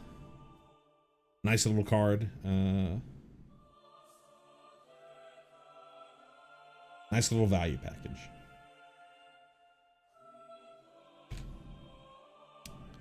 One in a green for rampant growth here. This is obviously a reprint. Sorcery, search your library for basic land card, put that card on the battlefield tapped, then shuffle.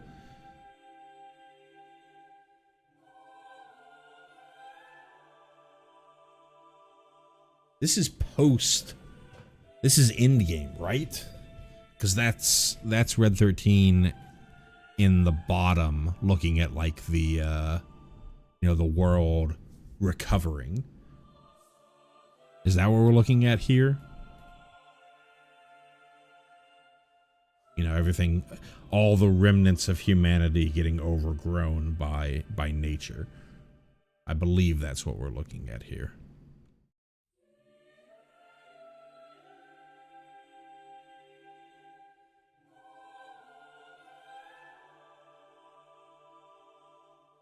Mossfire Valley, another Filterland reprint, one of the bad Filterlands, but, you know, still whatever.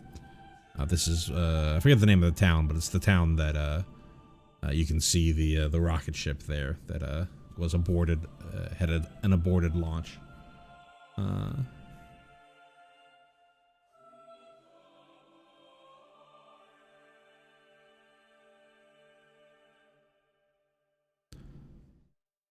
Heli Trooper. For 1 and a white, we get a creature human soldier at rare. It's a 1/2 with flying. Whenever this creature attacks, another target attacking creature gains flying until end of turn. And equip abilities you activate that target this creature costs 2 less to activate. Is it just called Rocket Town? Yeah, I couldn't remember. It makes sense because it was kind of just built specifically for the space program. Back to this card here. I think it's fine. I mean, the depiction here is those weird heli trooper enemies that you see in and around Shinra.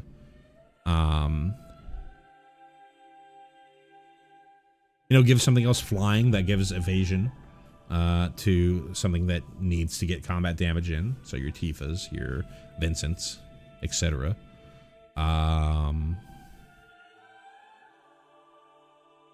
Only helps for equipping things to it, but totally fine. Slapping equipment onto a flyer is never a bad idea.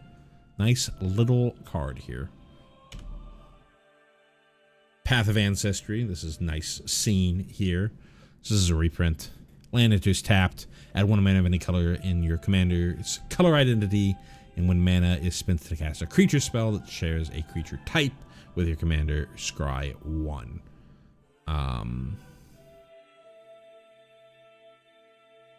Here's Red 13 sitting next to Dad after he learns what actually happened to him.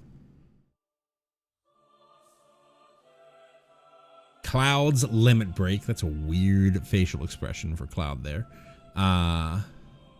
This kind of looks like some of the depictions here kind of look like clay, made out of clay, but that's probably more that it's just sort of fuzzy and out of focus. But anyways, Cloud's Limit Break for 1 and a white.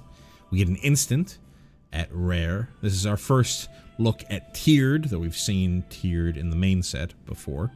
You can choose 1 additional cost, so you're either casting the first option, the second option, or the third option. It's not like Spree where you can do multiple.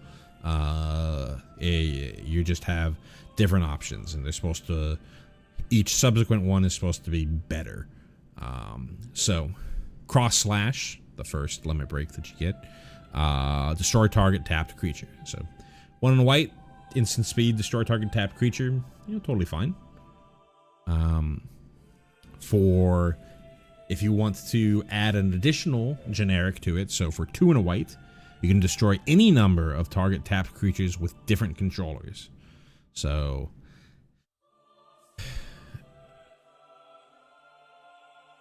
it's going to take some maneuvering to get the full value out of this. But you destroy the thing that's attacking, and hopefully your other opponents had also been attacking to get the extra value out of here. I think as long as you can get 2 creatures, and as long as you can get 2 creatures, it's spending only 3 mana to destroy 2 creatures. That's reasonable. And if you want to go all the way into Omni Slash for an additional 3 and a white, so for 6 total mana, destroy all tapped creatures. So you need to note that that includes you.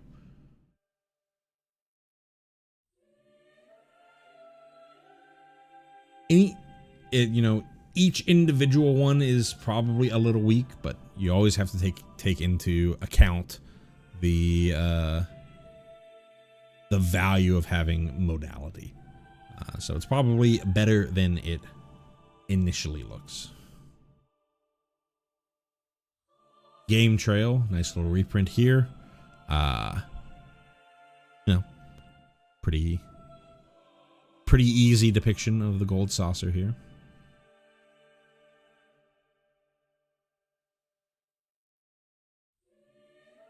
Candle Blast, always a nice reprint.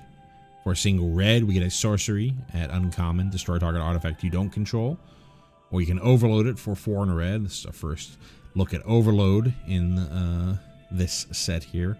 So you may cast a spell for its overload cost. If you do, change target in its text to each. So it would read, destroy each artifact you don't control. Obviously, it being you don't control is huge here because you have a lot of artifacts. But this is a nice way to wipe up any treasure tokens, any clue tokens, any mana rocks that your opponents have. I mean, it would be miserable, but if your opponents are playing artifact lands that aren't indestructible, they're probably very sad. Yeah, always a nice little reprint. Command Tower, another depiction of Shinra Tower. Land to tap to add 1 mana of any color in your commander's identity. Interesting that both Spire of Industry and Command Tower are just depicting Shinra Tower.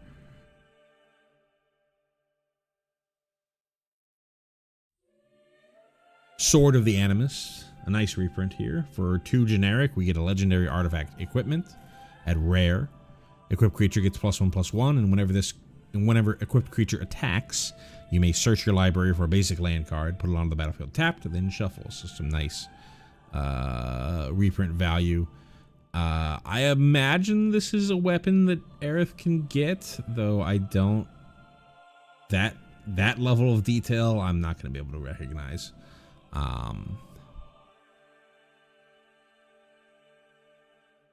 The quote here is definitely from when you're fighting the Turks in the church that she's in.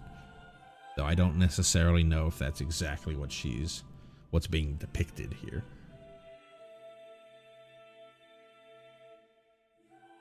Champion's Helm. For 3 generic, we get an artifact equipment at rare. This is another reprint. Equipped creature gets +2/+2, and as long as equipped creature is legendary, it has hexproof. So a lot of stuff going on. A lot of stuff going on in here for making sure that your commander or your equipped creatures are going to survive targeted removal.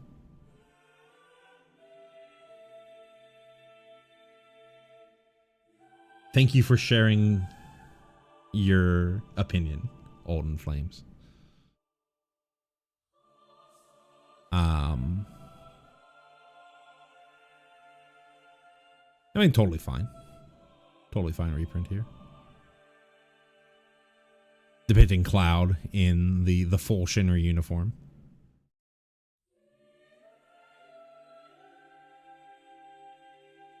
Lifestream's Blessing for 4 green. We get an instant at rare. So this is a new card coming out of the set.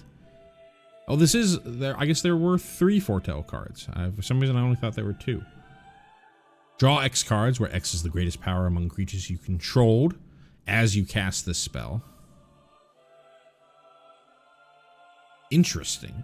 That's interesting wording. If this spell was cast from exile, you gain twice X life. So that's to get around your opponent being able to remove your best creature before resolution. That's pretty interesting. Because, you know, this is pretty similar to something like Return of the Wild Speaker or Rishkar's Expertise, which if your opponent has targeted removal and they remove your the biggest guy on the battlefield while that's on the stack, then you're going to get hosed a bit, or completely hosed if it's the only creature you have. But this is saying, hey, we're remembering what the greatest power of the creatures you had when you cast it. So even if they remove it, you're still going to get something.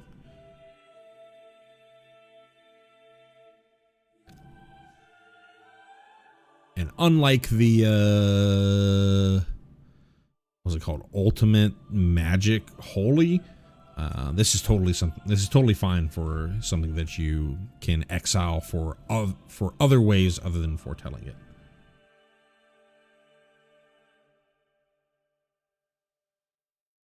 Or casting it from exile by other means other than foretelling it. That's the words that I wanted to use. And I think is that the last one we had for the Final Fantasy VII Precon. I think we're probably going to stop there. I believe there's a couple of cards in the Final Fantasy VII Precon, and there might have even been a couple cards in the Final Fantasy VI Precon that were legal in Standard. I'm only really looking at the ones that were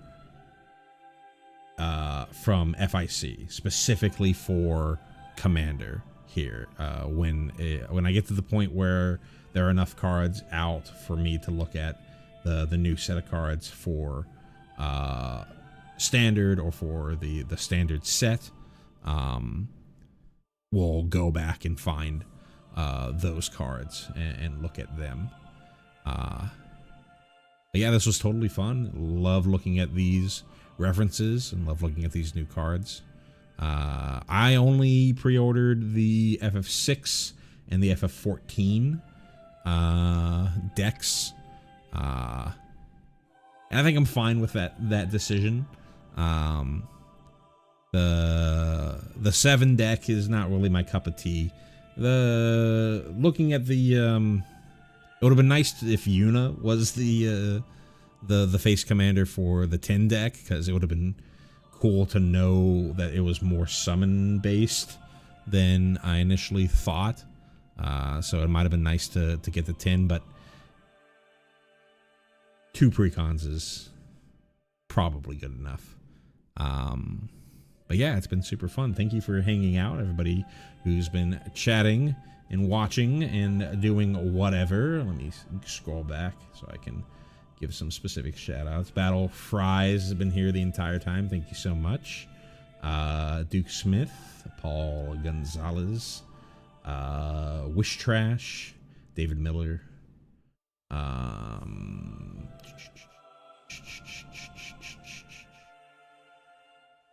Anybody else?